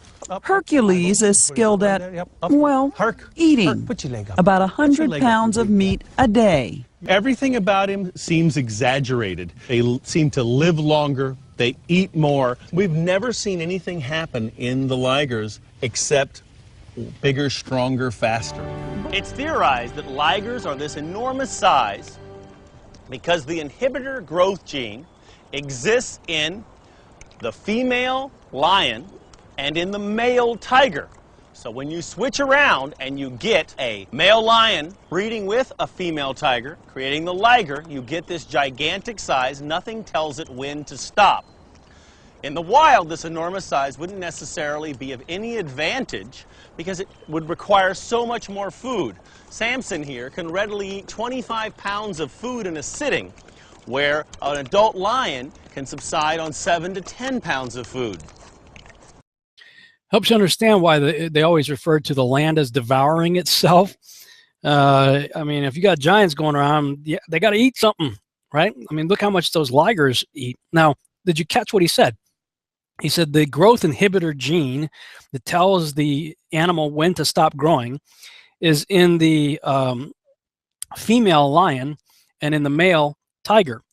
So if there's a growth inhibited gene in the female lion and in the male tiger, if you've got a male lion and a female tiger, you don't have that gene. So the tigon is a male tiger with a female lion. The tigons are about the size of normal lions and tigers, but the liger it just keeps growing until it dies. It's huge. Why? Because either the gene has been switched off through the hybridization process, or it is missing through the hybridization process. Now, just think about that. Gigantism is as simple as turning off or removing a gene through hybridization. So we see that there are animal-human hybridization experiments taking place before and after the flood. So could it be through through that hybridization process that the gene is missing, or the ability for that gene to be turned off is encoded somehow? I don't know, but this just shows you an empirical, scientific, plausible explanation for gigantism, as simple as messing with one gene. You and I have a gene that told us when to stop growing. I stopped growing at 5'11" at about 15, 16 years of age. Okay, I got to the age and the gene kicked on and said, okay, Rob, stop growing. Well, if you turn that gene off and I just keep growing, then I become a giant. So it doesn't take angels to create giants, I guess is the point that I'm making here. Now, again, the earliest evidence of any civilization points to the 3,500 BC time frame. According to the books of Enoch, Joshua, and Jubilees, that's when the Watchers landed on Mount Hermon. It is the time of the Genesis 6:4 Nephilim. Sometime shortly thereafter, the Sumerian religion influenced Mesopotamian mythology as a whole, surviving in the mythologies and religions of the Hurarians, Akkadians, Babylonians, Assyrians, and other culture groups. Now, this has caused some people to question, did Moses, when he wrote the Torah and the creation account and whatnot, did he just copy the Sumerian text? Some of the oldest texts that we have on the planet are like the Epic of Gilgamesh and the creation epics and stuff like that from the Sumerians. And there are some similarities, and it's caused some people who don't want to believe the Bible just say, Moses just copied the Sumerian text. I don't think that's the case. I think that for a few hundred years or so, this guy right here was given the opportunity to tell the story his way. This guy was thoroughly pagan. This is Nimrod right here. Okay, I think for about 800 years or so after the flood, this guy and others like him were able to twist and distort and tell their messed up version of history as taught to them probably by the Watchers and others. And I think finally when Moses shows up, God says, okay, Moses, why don't you come up here? Let me tell you what really happened. Ready? In the beginning. You taking this down here? Okay. In the beginning. So I think that's what happened there. Now, regarding Nimrod, we see that the whole world was of one language. We read about this in Genesis 11, and they were gathered together under his leadership in the plains of Shinar, and they decided they were going to build a city and a tower whose top might reach into heaven, which I contend, again, has nothing to do with height. I believe he's creating essentially a stargate. You know, they had some interesting plans we'll cover in a minute. What their intentions were, it wasn't just to reach into heaven and say, hey, what's going on here? Hello. They had evil intent. And the response we see from the Lord is rather interesting because he says, nothing will be restrained from them which they have imagined to do. That's when he decides to confound their language. Well, that's really interesting. When you really, okay, let's go ahead and get into this. And keep in mind what I'm about to read to you. God himself said what they are thinking and imagining to do won't be restrained from them, meaning it was at least theoretically possible. Now, I'm going to be talking from, I've talked a lot from Enoch already, but I'm going to talk about the book of Joshua. Now, there are 3 books, Enoch, Joshua, and another one I don't have depicted here, Jubilees, that I refer to as a synchronized, biblically endorsed, extra-biblical text. The reason I say that is because they tell the same story, the same chronological order of events that we see in Genesis. They are biblically endorsed because the Bible itself, canonized text, quotes from these books, makes references to things that can only be found in these books, and in some cases even mentions them directly by name, like the book of Joshua mentioned twice in Scripture. And I've put these books together with the book of Genesis and the King James and the Septuagint all in one volume, and that's the book you see right there, Genesis and the synchronized, biblically endorsed, extra biblical text that you can get on Amazon if you desire. Now, in that book, I, of course, have the full volume of Joshua in it. And Joshua talks about, it tells a story right here. It says, and the building of the tower was unto them a transgression and a sin. And they began to build it. And whilst they were building against the Lord of heaven, they imagined in their hearts to war against him and to ascend into heaven. And all these people and all the families divided themselves in 3 parts. The first said, we will ascend into heaven and fight against him. The second said, we will ascend to heaven and place our own gods there and serve them. And the third part said, we will ascend to heaven and smite him with bows and spears. And God knew all their works and all their evil thoughts, and he saw the city and the tower which they were building. And the Lord knew their thoughts, and it came to pass when they were building, they cast the arrows toward the heavens, and all the arrows fell upon them filled with blood. And when they saw them, they said to each other, surely we have slain all those that are in heaven. For this was from the Lord in order to cause them to err, and in order to destroy them from off the face of the ground. And they built the tower and the city, and they did this thing daily until many days and years were elapsed. And God said to the 70 angels who stood foremost before him, to those who were near to him, saying, come, let us descend and confuse their tongues, that one man shall not understand the language of his neighbor. And they did so unto them. And from that day following, they forgot each man his neighbor's tongue, and they could not understand to speak in one tongue. And when the builder took from the hands of his neighbor lime or stone, which he did not order, the builder would cast it away and throw it upon his neighbor, that he would die. And they did so many days, and they killed many of them in this manner. And the Lord smote the 3 divisions that were there, and he punished them according to their works and designs. Those who said, we will ascend to heaven and serve our gods, they became like apes and elephants. That's really interesting. That verse right there, because in my missionary travels, I also spent time in India, and I began to wonder, could that be where these guys came from? if you look in the pantheon of gods, I mean, I think the Hindus have the most bizarre ones of all. You know, blue characters and multi-armed characters and elephant-headed characters like Ganesha, the elephant god man, and Hanuman, the ape god man. I'm just saying, I don't know. But here's an ancient Hebrew text saying that one of the groups, the one that said, we will ascend and serve our gods, their intent was to put up their gods in heaven. God apparently said, well, I'll make you like your gods then. I'm gonna turn you into like apes and elephants.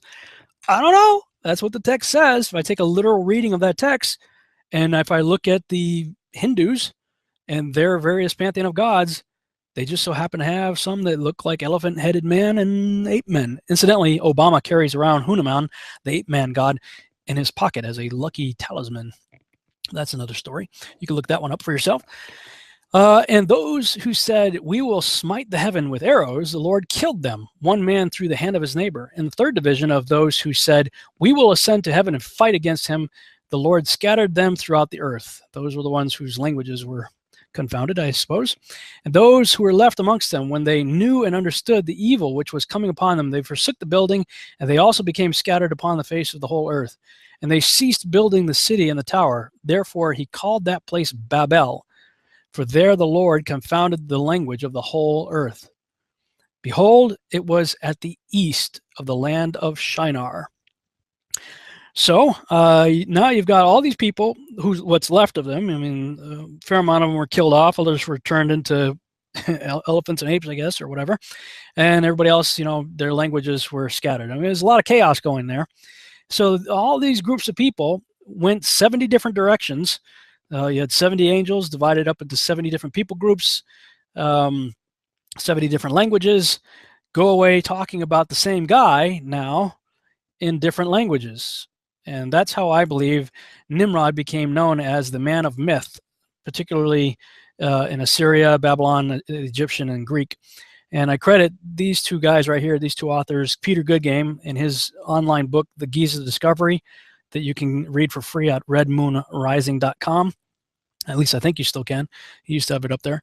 And Tom Horn's book, Nephilim, Stargates, and Apollyon Rising, who he did an update of that book. It's now called Zenith 2016. But they had a pretty profound impact on my thinking regarding Nimrod and how he became what I refer to as the man of many names, and some of the names that he became known by. A lot of different characters in different mythologies. Why? Because they were all worshiping this guy at one time. They're all under his leadership. He was their god for all intents and purposes, and their plan was to basically get Yahuwah out of heaven and set up their own gods, and probably, presumably, set Nimrod up as king in heaven. So God divided the languages to go around talking about this guy, and all kinds of symbols become associated with him, as well as names, such as the Ankh, which represents resurrection, incidentally. The all-seeing eye. This is a bust of Sargon, I believe one of the other characters he was known by. And he lost his left eye, Nimrod did, apparently, in the ancient records. And that motif shows up a lot throughout the ancient myths of one of the father gods missing an eye. Incidentally, it's the same left eye that's on the back of your dollar bill. That's why I don't like carrying them anymore. I call them Nimrods. I don't like carrying them with me at all because I believe it is a talisman going right back to this false god. Zooming in on the timeline and that area, it shows right here the bust of Sargon missing his eye superimposed on top of the all-seeing eye in the pyramid of your dollar bill. Right beside that, I talk about shortly after Abram returns to Ur, Nimrod throws him into a fiery furnace in 1998 AM, AM being years since creation. But Yahuwah saves him. And then 2 years later, when Abram is 52, Nimrod has a dream, which is interpreted by his servant Anuki. And I wonder if Anuki might not be where the Anunnaki may go back to this guy. I don't know. Linguistically, it seems similar, but could be, could not. Who knows? Anyway, the interpretation of the dream in Joshua chapter 12, and that which he had a dream about this bird plucking out his eye, and so the interpretation is, and that which thou sawest of the river, which turned to an egg at first, and the young bird plucking out thine eye, this means nothing else but the seed of Abram, which will slay the king in latter days. So losing an eye means a death for Nimrod. And apparently, when you look in the ancient record at depictions, he lost his left eye. Joshua tells you that Esau cut off his head. So could it be that when the head hit the ground, the eye got plucked out with a rock or something? I don't know. That motif shows up over and over and over again. And then, and I contend that if you've read my Babylon Rising or seen any of my presentations on that, that Nimrod is the coming Antichrist of the last days, for a variety of reasons that I give in those presentations. If that's the case, if he is coming back, then consider Zechariah chapter 11 in a last days context. Woe to the worthless shepherd that leaveth the flock. The sword shall be upon his arm and upon his right eye. His arm shall be clean dried up, and his right eye shall be utterly darkened. Things that make you go, When you look in the ancient record, there are a lot of similarities, and people say there's nothing traces back to Nimrod, and they all want to bash Alexander Hislop and discredit him. And to be fair, he wasn't very good at annotating, from what I understand. I've never read his book. I didn't come to any of my conclusions from the two Babylons. I've never read the two Babylons. I've seen some quotes other people use from his work, but I've personally intentionally did not read it because I wanted to see if I could come to similar conclusions on my own, and I did. That Hislop says a lot of the ancient sun gods, especially, traced directly back to Nimrod, and I found it in my own independent research very similar. I came to very similar conclusions, and just look at different depictions of this guy. Like you have Gilgamesh here on the left. And apparently he's a giant. If that's a full-size lion, he's a pretty big dude there. So you got a club and a lion. You have Orion, same motif, club and a lion. You've got Baal in the same pose here as Nimrod, with the same exact pose. And you got depictions of Ninurta there. There's over and over and over again, we see depictions across different cultures regarding their gods, showing their god with a club, a raised arm, and a lot of times with a lion. And of course, we know that Yeshua is referred to as the Lion of the tribe of Judah. So I believe that there's one who has always been at war with the lion. And I'm going to say that one was and is not and yet will be Nimrod. And when you start looking in the ancient record of the ancient gods and who he could have been known as in the different pantheons, I believe that he manifests himself in the Assyrian, Babylonian, Akkadian religions as Marduk, Ninurta, and Gilgamesh. Why 3 different names? Well, you're dealing with different groups and different morphologies of their myths over time. Gilgamesh was really just sort of a fictional story, an allegory, many believe. It was sort of like the blockbuster movie of the day. So you have him there. And I believe he manifests in the Egyptian pantheon as Osiris. A lot of synchronicity between iconography of Nimrod and Osiris.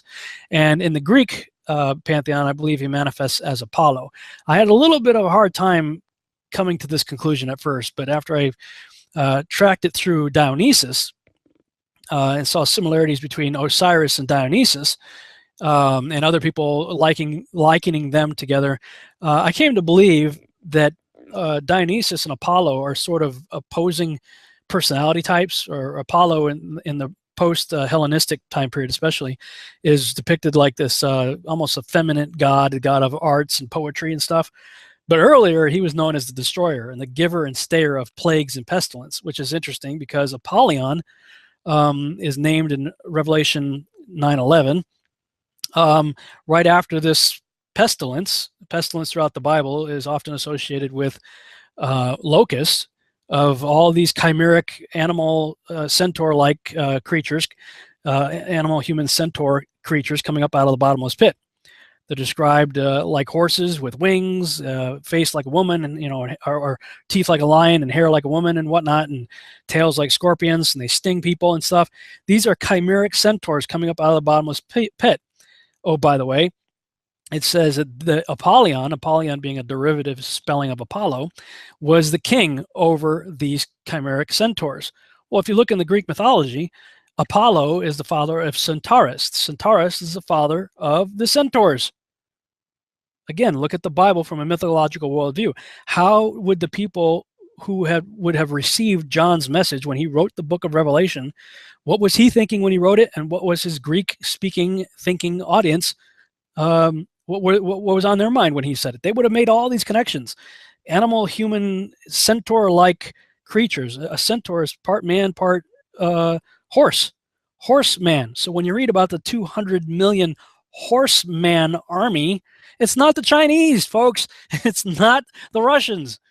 Yeah, the Chinese have enough people to field a 200 million man army, sure, but go read the context of it. Horseman, centaur, father of the centaurs, Apollyon. It's all there, especially if you look at it from a biblical worldview, look at the Bible from a mythological worldview. Now, Dionysus is this like party animal, you know, just out of control character. And so I believe it's sort of like this yin-yang sort of idea, the good and bad we all have within us.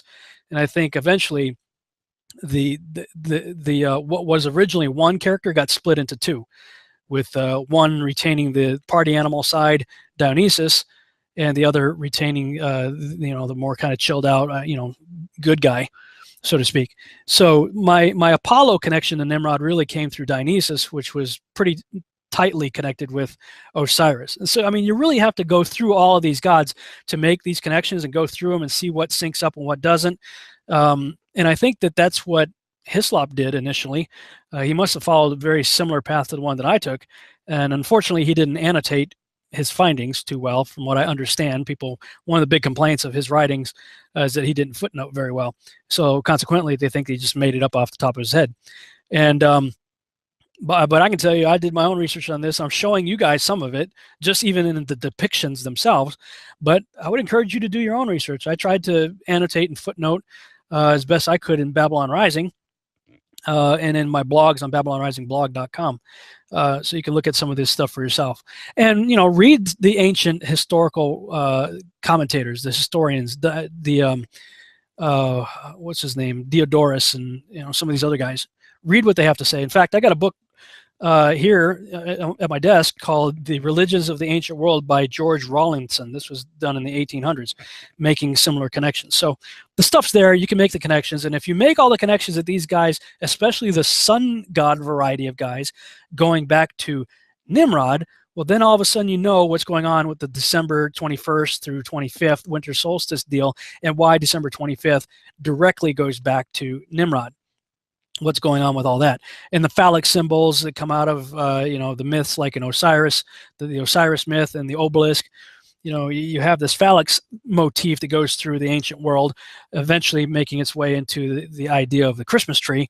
So that's why you've heard me make kind of crude statements about the phallus of Nimrod and the Christmas tree, but it really does all connect.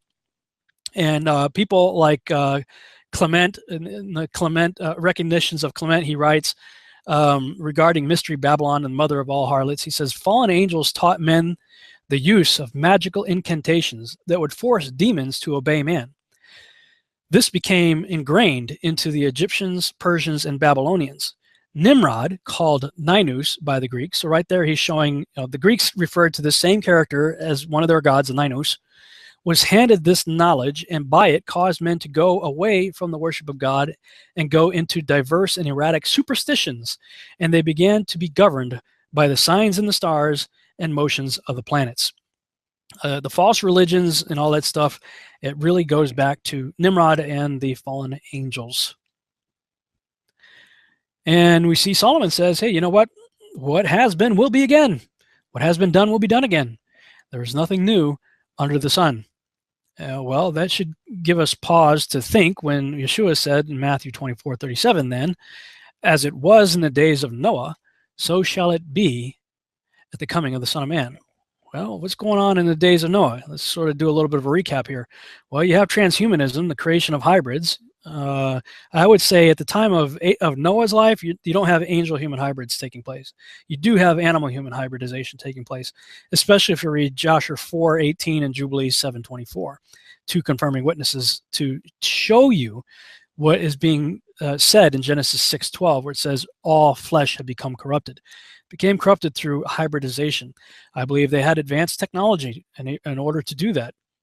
at the cellular yeah, I'm going to get my tongue all tangled up here, cellular level. And that resulted in a massive increase of evil activity, causing God to wipe out the world with a flood. And in the post-flood world, with the arrival of Nimrod in the later years of Noah, parenthetically, that's what I'm talking about there, Nimrod shows up in the later years of Noah. And with him, his name means we shall rebel. There's a renewed rebellion and hostility toward God clearly going on at the Tower of Babel. Corruption of God's creation taking place once again. The development of interdimensional portals. That's what I believe the Tower of Babel was. Its top might reach into heaven. And of course, the worship of gods other than Yahuwah, and men thinking of themselves as gods.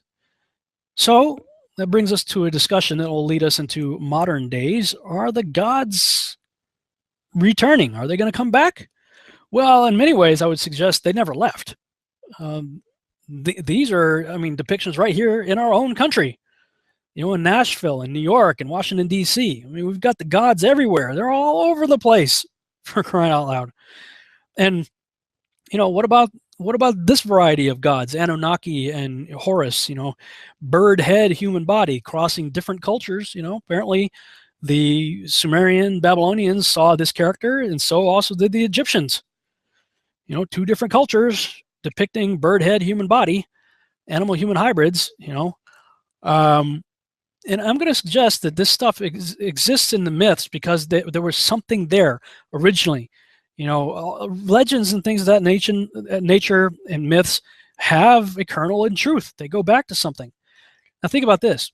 When George Lucas created Star Wars, he said that one of his stated objectives in the creation of the Star Wars series was to create a modern mythology. And if you were like me growing up in the 70s, you had all these little characters that you played around with, didn't you? And if you're like me, I boxed these up and put them away as my retirement. It'll probably be worth something someday. You know, I think every one of these characters depicted here in this picture. The question would be, in the year 2525, would people dig up my collection someday and think this was proof aliens were here? You know, they say, look, you know, look at all these people.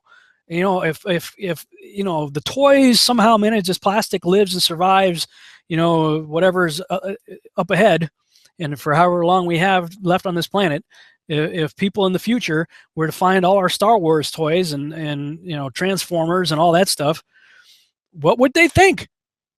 Well, they would think, you know, apparently we were playing with this stuff, making this stuff, because we had seen this stuff. The only reason these action figures exist is because we all saw Star Wars, and a guy named George Lucas created a mythology with these characters. So if we're all playing around with these characters based on something we saw, is it unreasonable to believe that in the days of Noah and following, the ancient world were depicting these characters because they existed? I think it's reasonable to make that assumption. I think it's a reasonable assumption. Well, I mean, are they going to come back? Are we going to see a return of these animal-human chimera? You know what? I'm going to say, yeah, I'm pretty sure we are. Now, you know, this guy, this is Photoshop, okay? This guy doesn't really exist. But, you know, you have to understand that DARPA, the Defense Agency's research projects agency there, they are actively trying to create the super soldier, you know, the advanced war soldier, by blending species. I mean, imagine if you could give a soldier eyes like an eagle, or the speed of a cheetah, you know, or the radar of a bat, or the sonar of a dolphin. You know, give a whole new meaning to Navy SEALs. You know, they are actively blending species, trying to create the advanced super soldier. You know, this little mouse here with the ear growing on his back is real. That's a real picture. That really happened. You know, this is an artist representation. This is a movie scene. But we are seeing it in pop culture. We are seeing it in science journals. They are blending species today. It's happening, you know. And what does that mean for us? Does that mean in the not too distant future we may see things like this depicted in the movie Splice? Well, if people like Nick Bostrom have their way, we certainly will. Nick Bostrom is the director of the Future of Humanity Institute. They have an institute within Oxford University dedicated to our future, folks.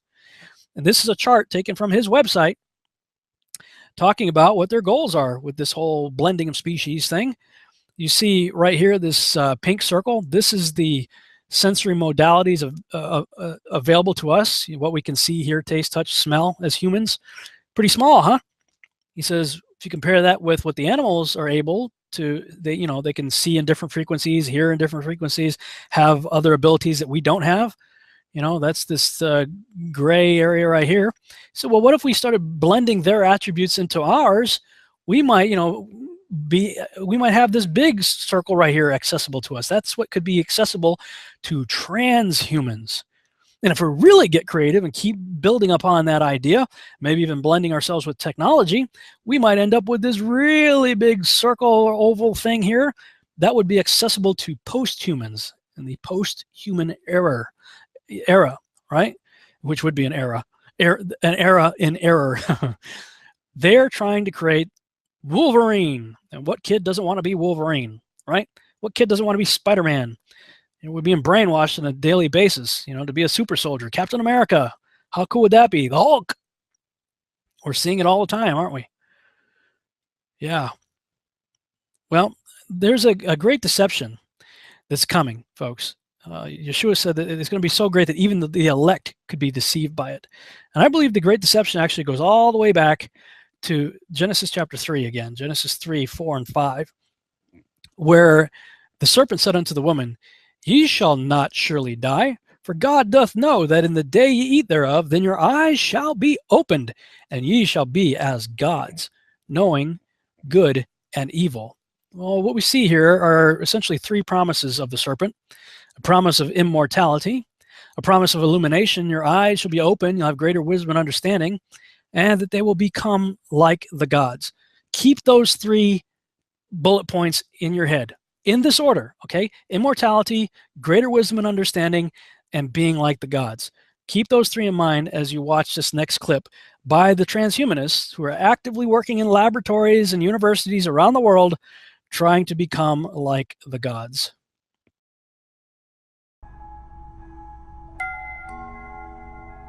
There's more computing capacity in a grain of sand that's been nanoteched, right? There's more computing capacity in that grain of sand than our human being brain's capacity by a factor of, I don't know, billions, right? So imagine a young woman, she's just given birth, and then she needs to make the decision. Is she going to have her baby modified? Is she going to turn that baby into a cyborg, or effectively an intellect? So say she decides to do that. So this, hypothetically, this grain of sand, in a sense, that's been nanoteched, is inserted into the human brain, that baby's brain, and it integrates itself into the brain. So that baby, in effect, is no longer human. Because, I mean, think about it. The capacity of that grain of sand is billions of times what the human brain can do. Right? So for, I don't know, 1/1000th of its capacity, of its time, is it doing human things. And the other 99.9999999% of the time, it's doing artelecty type things. So that woman, in a sense, has killed her baby. Killed in the sense the baby is no longer human. It's effectively an artelect. It's an artelect in human disguise. When we start modifying our brains with technology, then it does change us from the word go. Even just feeding in one electrode with maybe an extra sense, an ultrasonic sense, which we know is quite possible, then it starts to give you abilities and you believe you can do things outside the normal realms of humanity. So your values, your morals start to change immediately. You become a cyborg. What I'm really interested in is to try to understand the bigger picture for humanity, our place in the world, and what might lie in store for our species in the future. Particularly the way we might use technologies to enhance ourselves, or to go beyond what we currently think of as our human nature, whether it might be by radically extending the human lifespan through solving the problem of aging, or increasing our intellectual capacities, improving our memory, or taking control of our own emotional states. I think that we are right now in a transitional phase where before the end of this century we will either have gone extinct, or we will have most likely taken the step to become what you might call transhumans or posthumans, or just very enhanced humans that have reached their full potential. Because progress is so rapid, I mean, there's going to be more progress in the next 10 years than there were in the previous, I don't know, 20 or 30, right? So the rate of progress is speeding up. It itself is accelerating. So there's going to be hugely more change, technological change in the 21st century than in the 20th. Far more. So all these weird things that sound like science fiction to most people today will probably be realities in a time, in a fewer number of decades than we had imagined. I can't see any way that it will not happen. This is progress. Human beings already, theorists have done the math. They've got the modelling of how to build baby universes.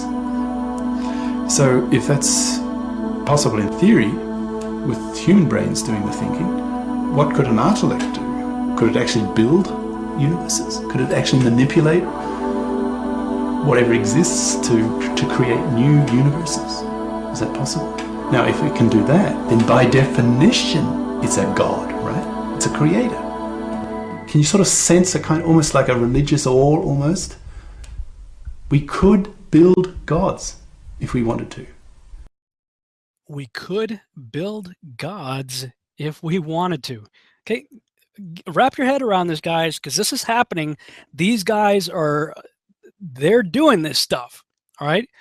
I mean, is this a vision of things to come? We've seen it in the movies, you know, and we've seen, you know, various depictions, Photoshop and whatnot. If these guys are able to do what they're trying to do and continue to do it, I believe this stuff, we're going to see this stuff. And it's not just the blending of animals with humans. As you've seen, it also includes technology. And regarding this whole idea of blending with the machines to become like the Borg and the whole Ray Kurzweil's singularity and stuff like that, listen to what they're planning and what they're thinking on the technological front.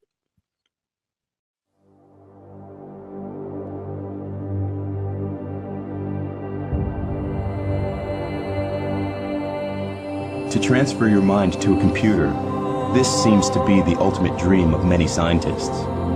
To liberate us from our old body that is becoming obsolete in this technological world. So in a way, mind uploading is a shortcut around artificial intelligence that will allow us to have machines with human minds. We will be able to inject a certain number of nanobots into our bodies, where they will locate our brain cells and copy their functioning. With no effort, we will get a hardware copy of our consciousness that will then send a software copy to a computer, where more copies can be made, or where our consciousness will be allowed to merge with other souls and software programs.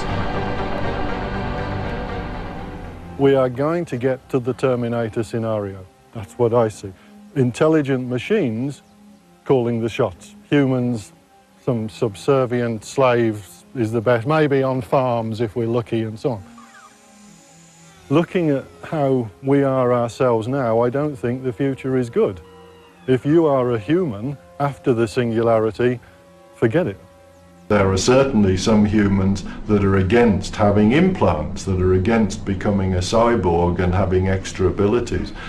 It's difficult to see much of a positive future existence for them. That clearly the world is going to be dominated either by intelligent machines or cyborgs, or a combination. That's where the future's going. And as a cyborg, if a human came to see me and it starts making silly noises, a bit like a cow does now, if a cow comes to me and says moo, moo, moo, I'm not going to say, yeah, that's a great idea, I'm going to do what you tell me.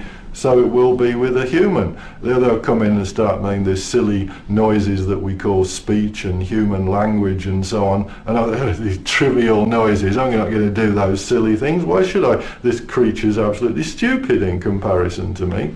And as the technology becomes vastly superior to what we are, then the small proportion that's still human gets smaller and smaller and smaller until it's just utterly negligible. There's more computing capacity in a little grain of sugar when it's nanoteched, 1 bit per atom and flipping back and forth in femtoseconds. There's more computing capacity in that grain of sand than our human brain by a factor of, I don't know, billions or something. So these machines, if we, humanity, if we decide to build them, we're building gods. Consider the analogy of the way we, as human beings, we look towards ants or mosquitoes as pests, We kill them and we don't give a damn because we feel we're so superior to them. They are so inferior to us. So who is to say that an intellect, which then becomes trillions of times above human capacities, may look upon us in the same kind of way? We could never be sure. As a brain builder myself, am I prepared to risk the extinction of the human species for the sake of building an intellect? Because that's what it comes down to. Yep. We are fast approaching an event unprecedented in our history, a tipping point known as a technological singularity. When this happens, the world will change forever. I think we should embrace the singularity. You see, fundamentally, I'm an optimist. Optimists make history, not pessimists. So I'm going to come up with a solution that some people, they find very surprising. Today, I want to address one urgent question as computer power races ahead. What happens when the machines become smarter than us? You saw what happened in the Terminator. You saw what happened in Blade Runner. What are we going to do about it? Well, I'm going to give you a radical new solution, and that is merge with them. First, this is the human brain, the most complex object in our sector of the galaxy. 100 billion neurons that can be scanned by MRI, neuron for neuron. This means we can digitize all the information we accumulate during our lives and upload it into a giant mother computer, a vast database of all human knowledge, a resource we could share by downloading programs we want to give us instant knowledge. So when the singularity arrives, we will be in control. By merging with machines, we will enter a new age of superhuman existence. That in the post-human era, we become Homo superior. We become a new species. We're talking about humanity becoming like the gods. What do you think? And how many want to sign up? We're talking about humanity becoming like the gods. And how many want to sign up? Yeah, me. I want to be a Borg. That's what we're talking about. You want to become a Borg or a Terminator. And, you listen to these guys talk, and they're going to do this, folks, if Yeshua delays his return. And unfortunately for all the pre-tribbers out there, I think he is going to delay for a while. I don't believe we're getting out of here anytime soon. My personal belief is I think we have at least 19 more years to go. I don't have time to get into why I believe that in this presentation. So you can check out my 322 Tetrads in the Time of Jacob's Trouble videos on YouTube. You can check that out. I believe we got at least 19 more years to go. And if you go to 2045.com, 2045.com, and read what the 2045 Strategic Social Initiative is all about, and the scientists of the world getting together, talking like these guys are talking, and working on things, their stated objective is to achieve immortality, we would say parenthetically, apart from God, by the year 2045. Guys, that's just around the corner from here. We're going into 2015 right now, 30 years from now, okay? And they are making rapid advancements towards their goal. So, it helps us understand when we start looking through the scriptures and we see stuff like Matthew 24:21 through 22. For then shall be great tribulations, such as was not since the beginning of the world to this time, no, nor ever shall be. And except those days should be shortened, there should no flesh be saved. but for the elect's sake, those days shall be shortened. Or we see in Luke 21:25-26, a kind of a parallel passage there. And there shall be signs in the sun and in the moon and in the stars and upon the earth, distress of nations with perplexity, the sea and the waves roaring, men's hearts failing them for fear and for looking after those things which are coming on the earth. For the powers of heaven shall be shaken. What's going on here? We've seen it in the movies. More and more so, we're seeing it in the movies. All these movies about, alien invasions or things coming up out of, Pacific Rim, or, scientific experiments gone crazy, or Terminators. The days ahead are going to be freaky. They're going to be scary. I hope I am wrong.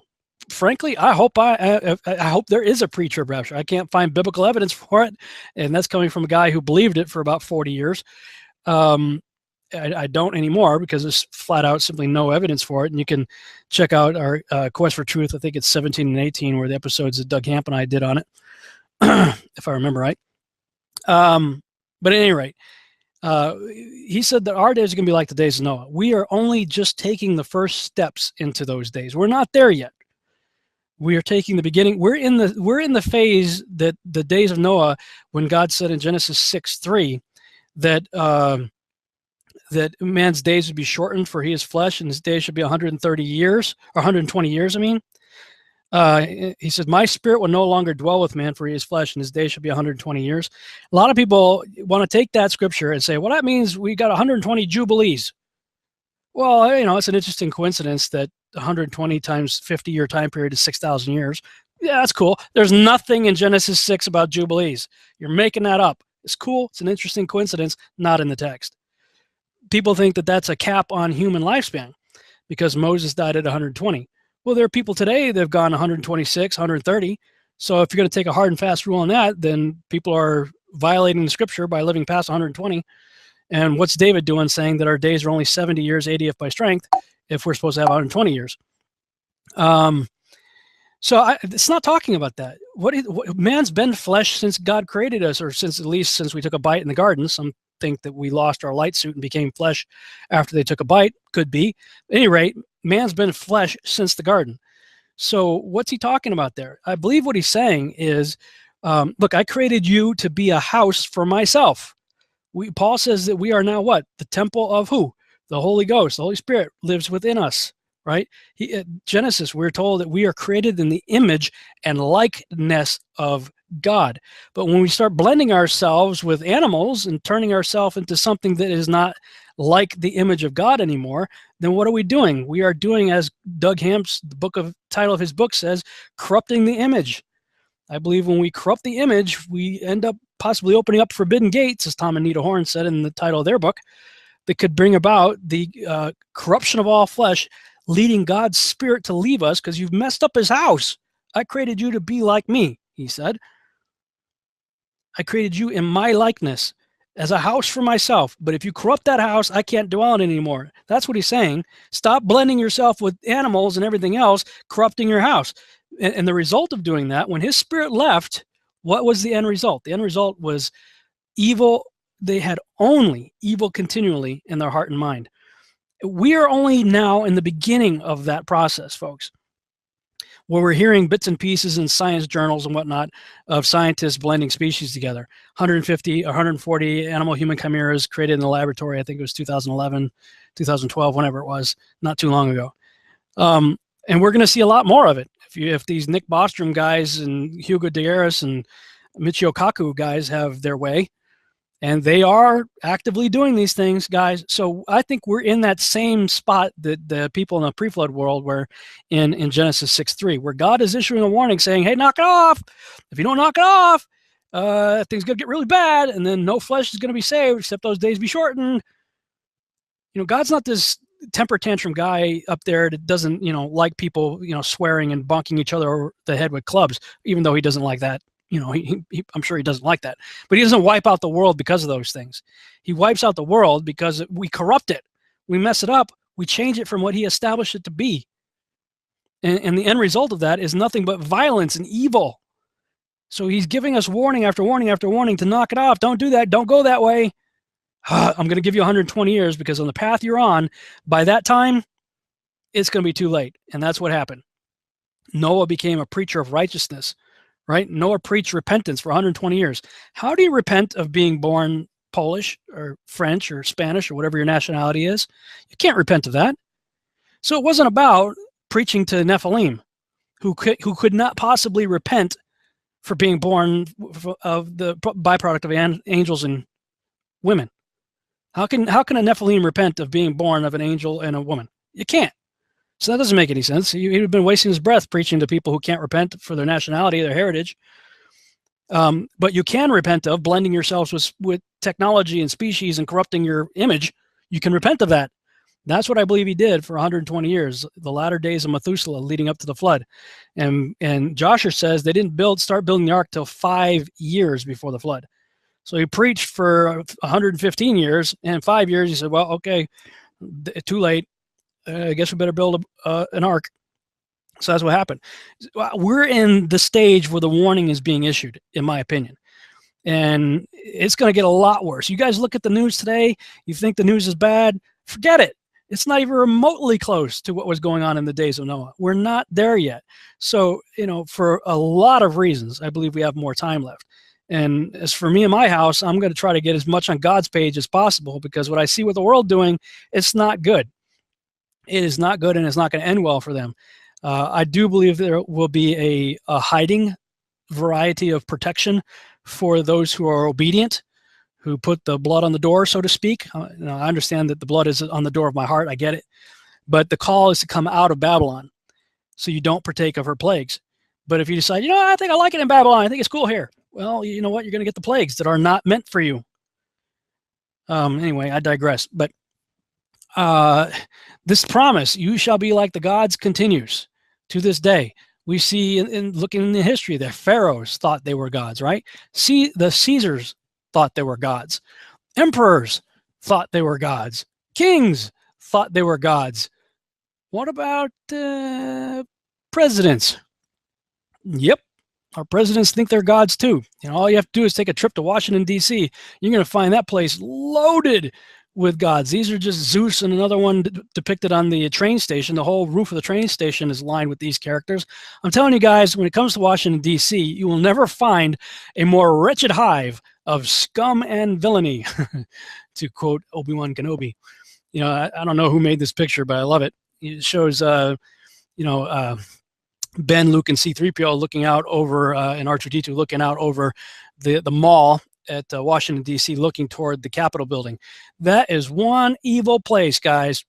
I woke up a few years ago with the name Ningirsu stuck in my head. It was like, Ningirsu. I'm like, what is Ningirsu? It was like ringing in my ears, when I woke up and first woke up. And so I thought, okay, well, I guess that's my assignment for today. So I started looking into Ningirsu. Well, I come to find out, Ningirsu basically is represented on the front steps of our Capitol building right here by Mars and Ceres. Well, what's it all about? Well, I was able to trace Ningirsu back to being an earlier representation of somebody named Ninurta. And Ninurta traces directly back to Nimrod. So really, Ningirsu is Nimrod. But in the earlier phases, Nimrod, Ninurta, Ningirsu was known as the god of war and agriculture. And just like Dionysus and Apollo was split into different personalities and different characters, these earlier representations were later split into war and agriculture were once in one deity, like Baal. Baal was a god of war and agriculture. That's why you saw the depiction of Baal earlier with his one arm raised in a club and the other one holding a stick, war and agriculture. Well, they put the masculine attribute of war into the god the Romans called Mars, or Ares to the Greek, and the agriculture went to an entity, a feminine entity known as Ceres. Well, Ningirsu, Ninurta, Nimrod is divided up as war and agriculture deities, okay, gods, little g's, thou shalt have no other gods before us. You want to know why our nation has been at war every year, basically, since the Revolutionary War? It's because who are we serving? You turn over your dollar bill, in God we trust, right? In our Judeo-Christian way of reckoning, we always capitalize the G, right? And all the pagan gods are little g. Look on the back of your dollar bill or anywhere we see in God we trust. It's all in caps. The whole thing's caps. I think that's a convenient way of hiding what God. We have to get a lot more intentional about which God are we talking about here? Are we talking about the God of Abraham, Isaac, and Jacob? Are we talking about Ningirsu, Ninurta, Nimrod divided up into Mars and Ceres? Or are we talking about Zeus? Which God are we trusting in?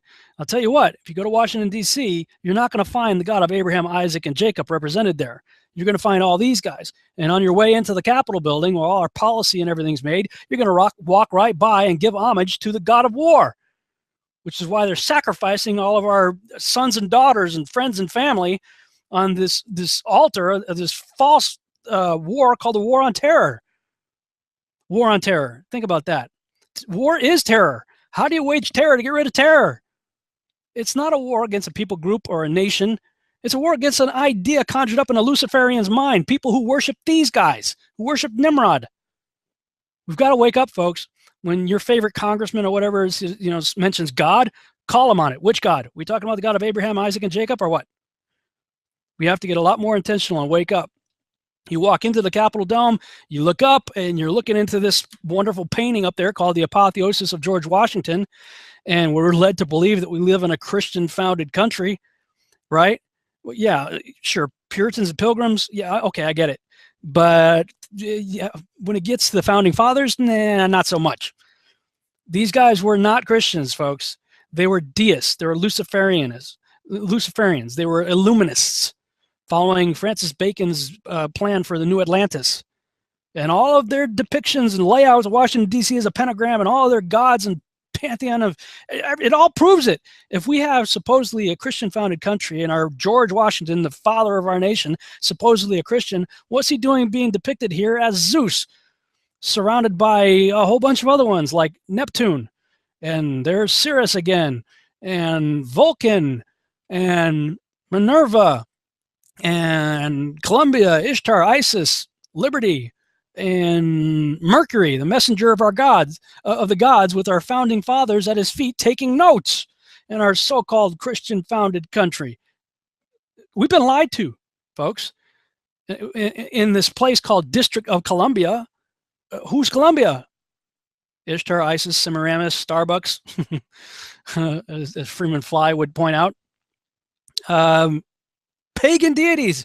Our whole country is being run by a district to a pagan god. And all of our government buildings prove it. And when you look at this picture of George Washington, and the painting, again, is called apotheosis. Apotheosis, it basically means the elevation of a person to the rank of a god. It's the deification of human beings. He's depicted as which god? Zeus. Want proof? There you go. After he died, this was a government-commissioned statue that was created of him. How do we know it's Zeus? Well, because he's in the same exact pose as one of the ancient depictions of Zeus in the Temple of Zeus. Furthermore, on either side of his throne there, we see Hercules and Apollo. Hercules and Apollo, both sons of Zeus. George, deified as Zeus. Do presidents think they're gods? Apparently they do, going right back to our first one. Oh, by the way, he's also in the same pose as Baphomet, the occult symbol right there, Baphomet, demon goat head god. And the apotheosis of George Washington painting was done in 1865. And when I went there and I asked the lady about it, she said, yeah, that was, because I said, isn't that the year Abraham Lincoln died? She said, yeah, in fact, he was the first president to undergo the lying in state ceremony. Well, what do you know? Later, he's deified also. And pictures started showing up of the apotheosis of Abraham Lincoln with depictions of the Mithra cap and everything right here, going back to Nimrod. And you got, this is a god seated on a throne in a temple. Don't believe me? Right above his head, it says, in this temple. What are temples for? Gods. Presidents. Gods. What has been will be again. What has been done will be done again. There is nothing new under the sun, including our current president. You ever notice how, especially in his early days, almost every photo op, every picture we saw of the guy, there's something behind his head giving him this halo effect, like, oh, the Messiah is here. Obama. And while he's touring the country making his campaign, this guy is touring the country as well, Anubis, the god of the underworld. And he was like fascinated by the altar of Zeus. This is the altar of Zeus from Pergamum in the Berlin Museum, and so much so that he liked it that he had his acceptance speech in Denver, Colorado, in front of a replica of the seat of Satan, the altar of Zeus. Later, he goes to Egypt, and they start making up banners and plates and stuff called Obama, the new Tutankhamun of the world.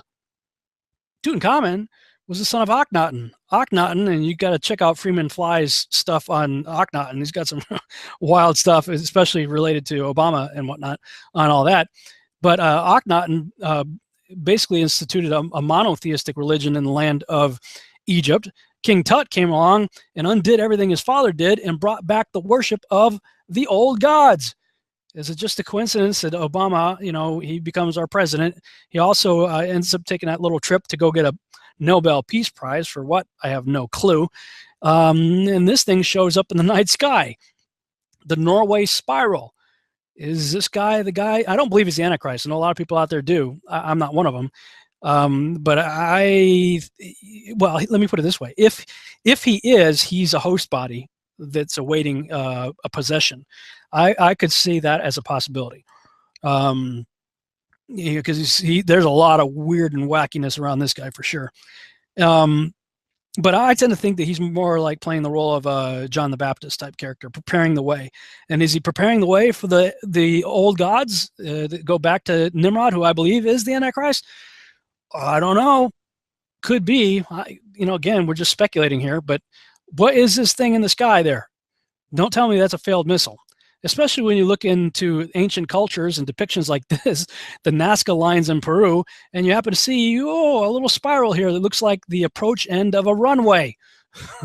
The ancient alien theorists all think that the Nazca lines and stuff that these are all ancient alien runways. Are they? I don't know. Could be, but I think we're definitely being primed for the idea anyway, really going all the way back to War of the Worlds, right? Orson Welles doing his radio thing, which I think was really just a psyop.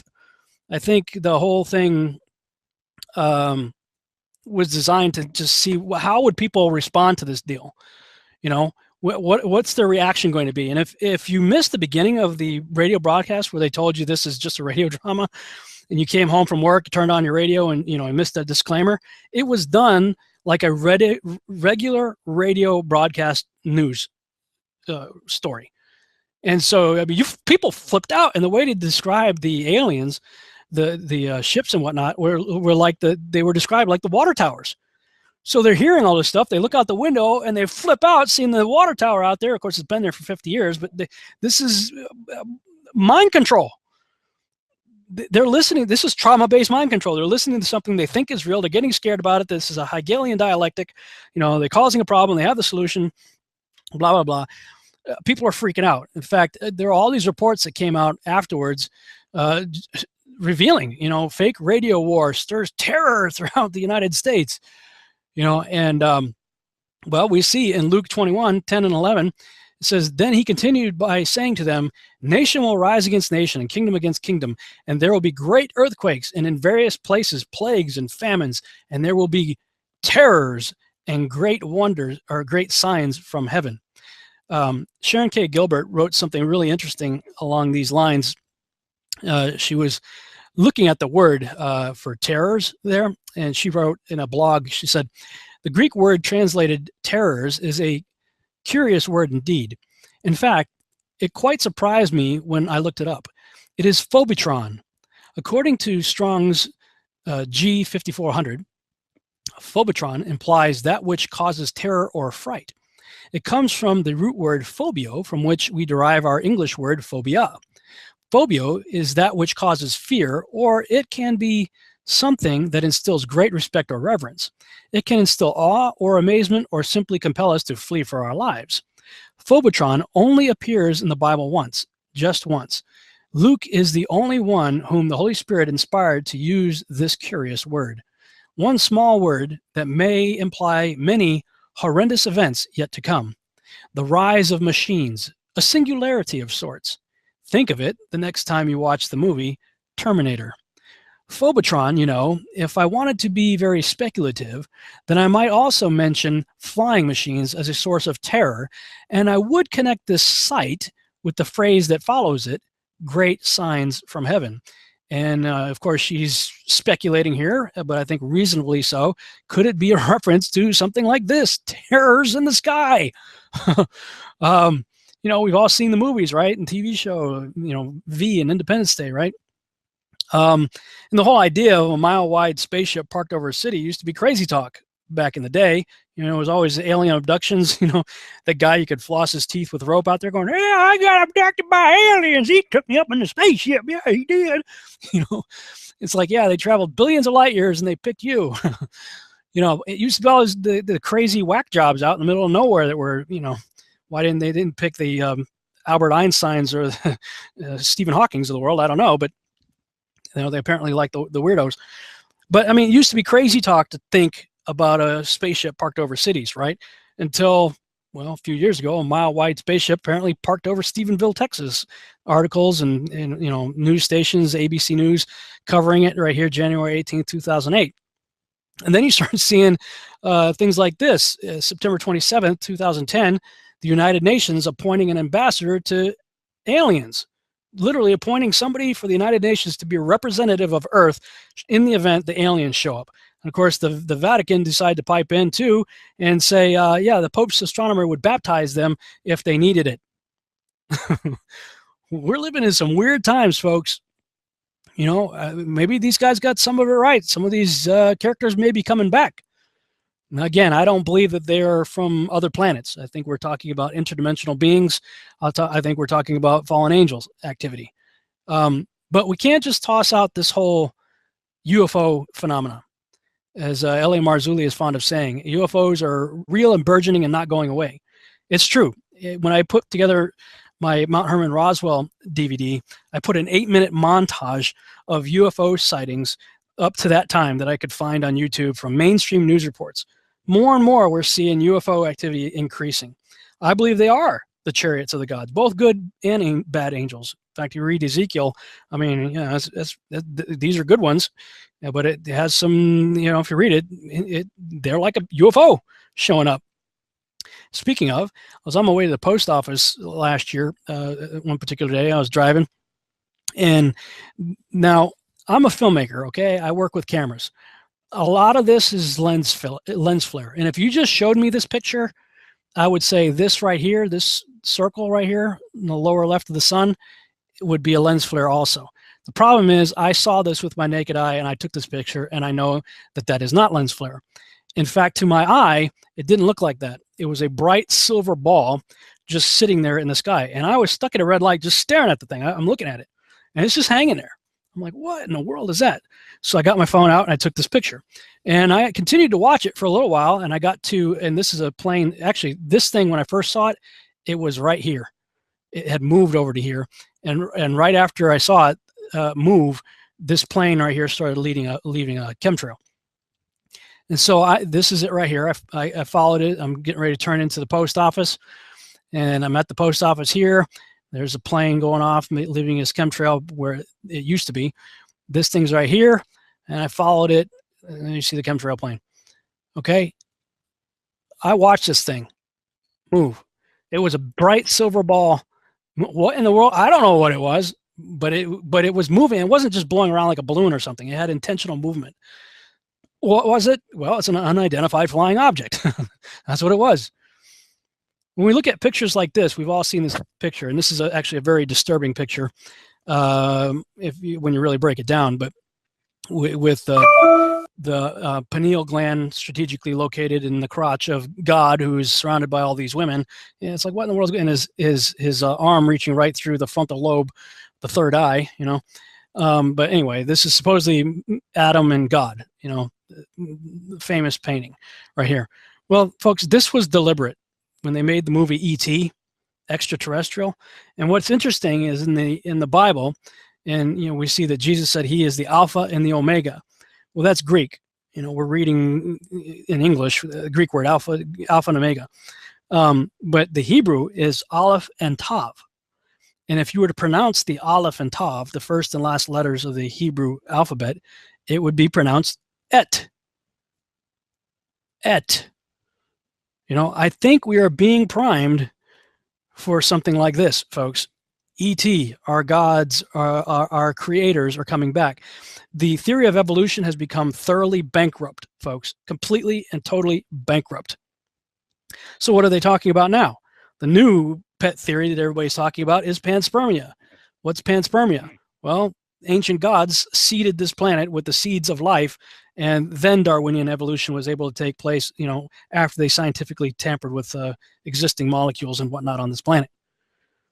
They seeded it. They made it happen. The Anunnaki. In fact, if you go back and watch the movie Prometheus, the beginning of it depicts that whole sequence in accordance with the Sumerian texts. Okay, so we're being primed for this new, now that, you know, evolution has run its course and has done a good job of destroying the creation model. It has created a new paradigm for them to bring in what they probably wanted to do all along, is bring in a different paradigm of other gods other than Yahuwah being our creators, and all the movies and everything else priming us for the potential return of these beings. And, you know, of course, we're doing our own little ventures out into space. This is a book by my friend S. Douglas Woodward, and he writes in his book Power Quest, The Ascendancy of Antichrist in America. He wrote, both Richard C. Hoagland and S. Douglas, well, I wrote this, both Richard C. Hoagland and S. Douglas Woodward say that NASA's decision makers are intentionally ritualistic in their planning. Woodward goes on to point out that the, quote, only gods of interest are Osiris, Isis, and Horus, who are indeed the primary characters in the Egyptian story of resurrection. And he has an interesting observation by Jay Weidner using the acronym of NASA, pointing out Nephthys, who in the Egyptian pantheon was a sister of Isis. Ausur is one of the Egyptian forms of the name Osiris. Set, Osiris's brother, and Aset, one of the Egyptian forms of the name Isis. Of course, it's no secret that NASA was founded by former Nazis. More than 1,600 Nazis escaped the judgment they deserved and found refuge in America. A group of 104 German rocket scientists, including Werner von Braun, Ludwig Roth, and Arthur Rudolph, are pictured here at Fort Bliss, Texas in 1946. Many had worked to develop the V-2 rocket at Peenemünde, Germany, and came to the United States after World War II, subsequently working on various rockets, including the Explorer 1 space rocket and the Saturn V rocket at NASA. Now, all you have to do is go back and look at what was going on in World War II with the Nazis and their obsession with the Aryan nation, you know, creating an Aryan nation, bringing back the worship of the Nordic gods. They were all about the Nephilim. Well, so is NASA. I mean, just look at what they named the programs, for crying out loud, right? Starting with Mercury, messenger of the gods. You know, in Roman mythology, Mercury, or also known as Hermes to the Greeks, was, of course, he's the messenger of the god, but he was the son of Maya. Now, who was Maya? Well, she was the daughter of the Titan Atlas and one of the 7 sisters known as the Pleiades. And his father is Jupiter, or Zeus to the Greeks. As Hermes, he was the god of transitions and boundaries, moving freely between worlds of the mortal and the divine. He was also what's called the psychopomp conductor of souls to the underworld, where, of course, Osiris rules. Hermes, Mercury, has a strong connection to Apollo in the sense that he was a half-brother, and also that he carried the caduceus, you know, the double serpent entwined staff we see, like the medical symbol, which was given to him by Apollo. The caduceus is a recognized symbol of commerce and negotiation, 2 realms in which balanced exchange and reciprocity are equally recognized as ideals. So what exactly was going to be exchanged in space with the Mercury program? Well, on February 20th, 1962, the Atlas rocket carried John Glenn into orbit aboard the Friendship 7. This was the flight that ushered in the new era of space travel. But think of the symbolism being employed here, folks.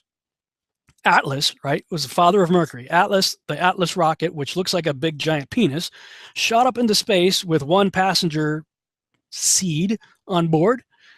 Thus, John Glenn, one of the 7 Mercury astronauts, was the ambassador of Earth, sent up in friendship with the number 7, which of course many would associate the number 7 with the number of God. So was he to play the role of messenger of the gods? You know, bringing back something, sending up something, you know, envoy? And of course, John Glenn's a Freemason and was a member of the Demolay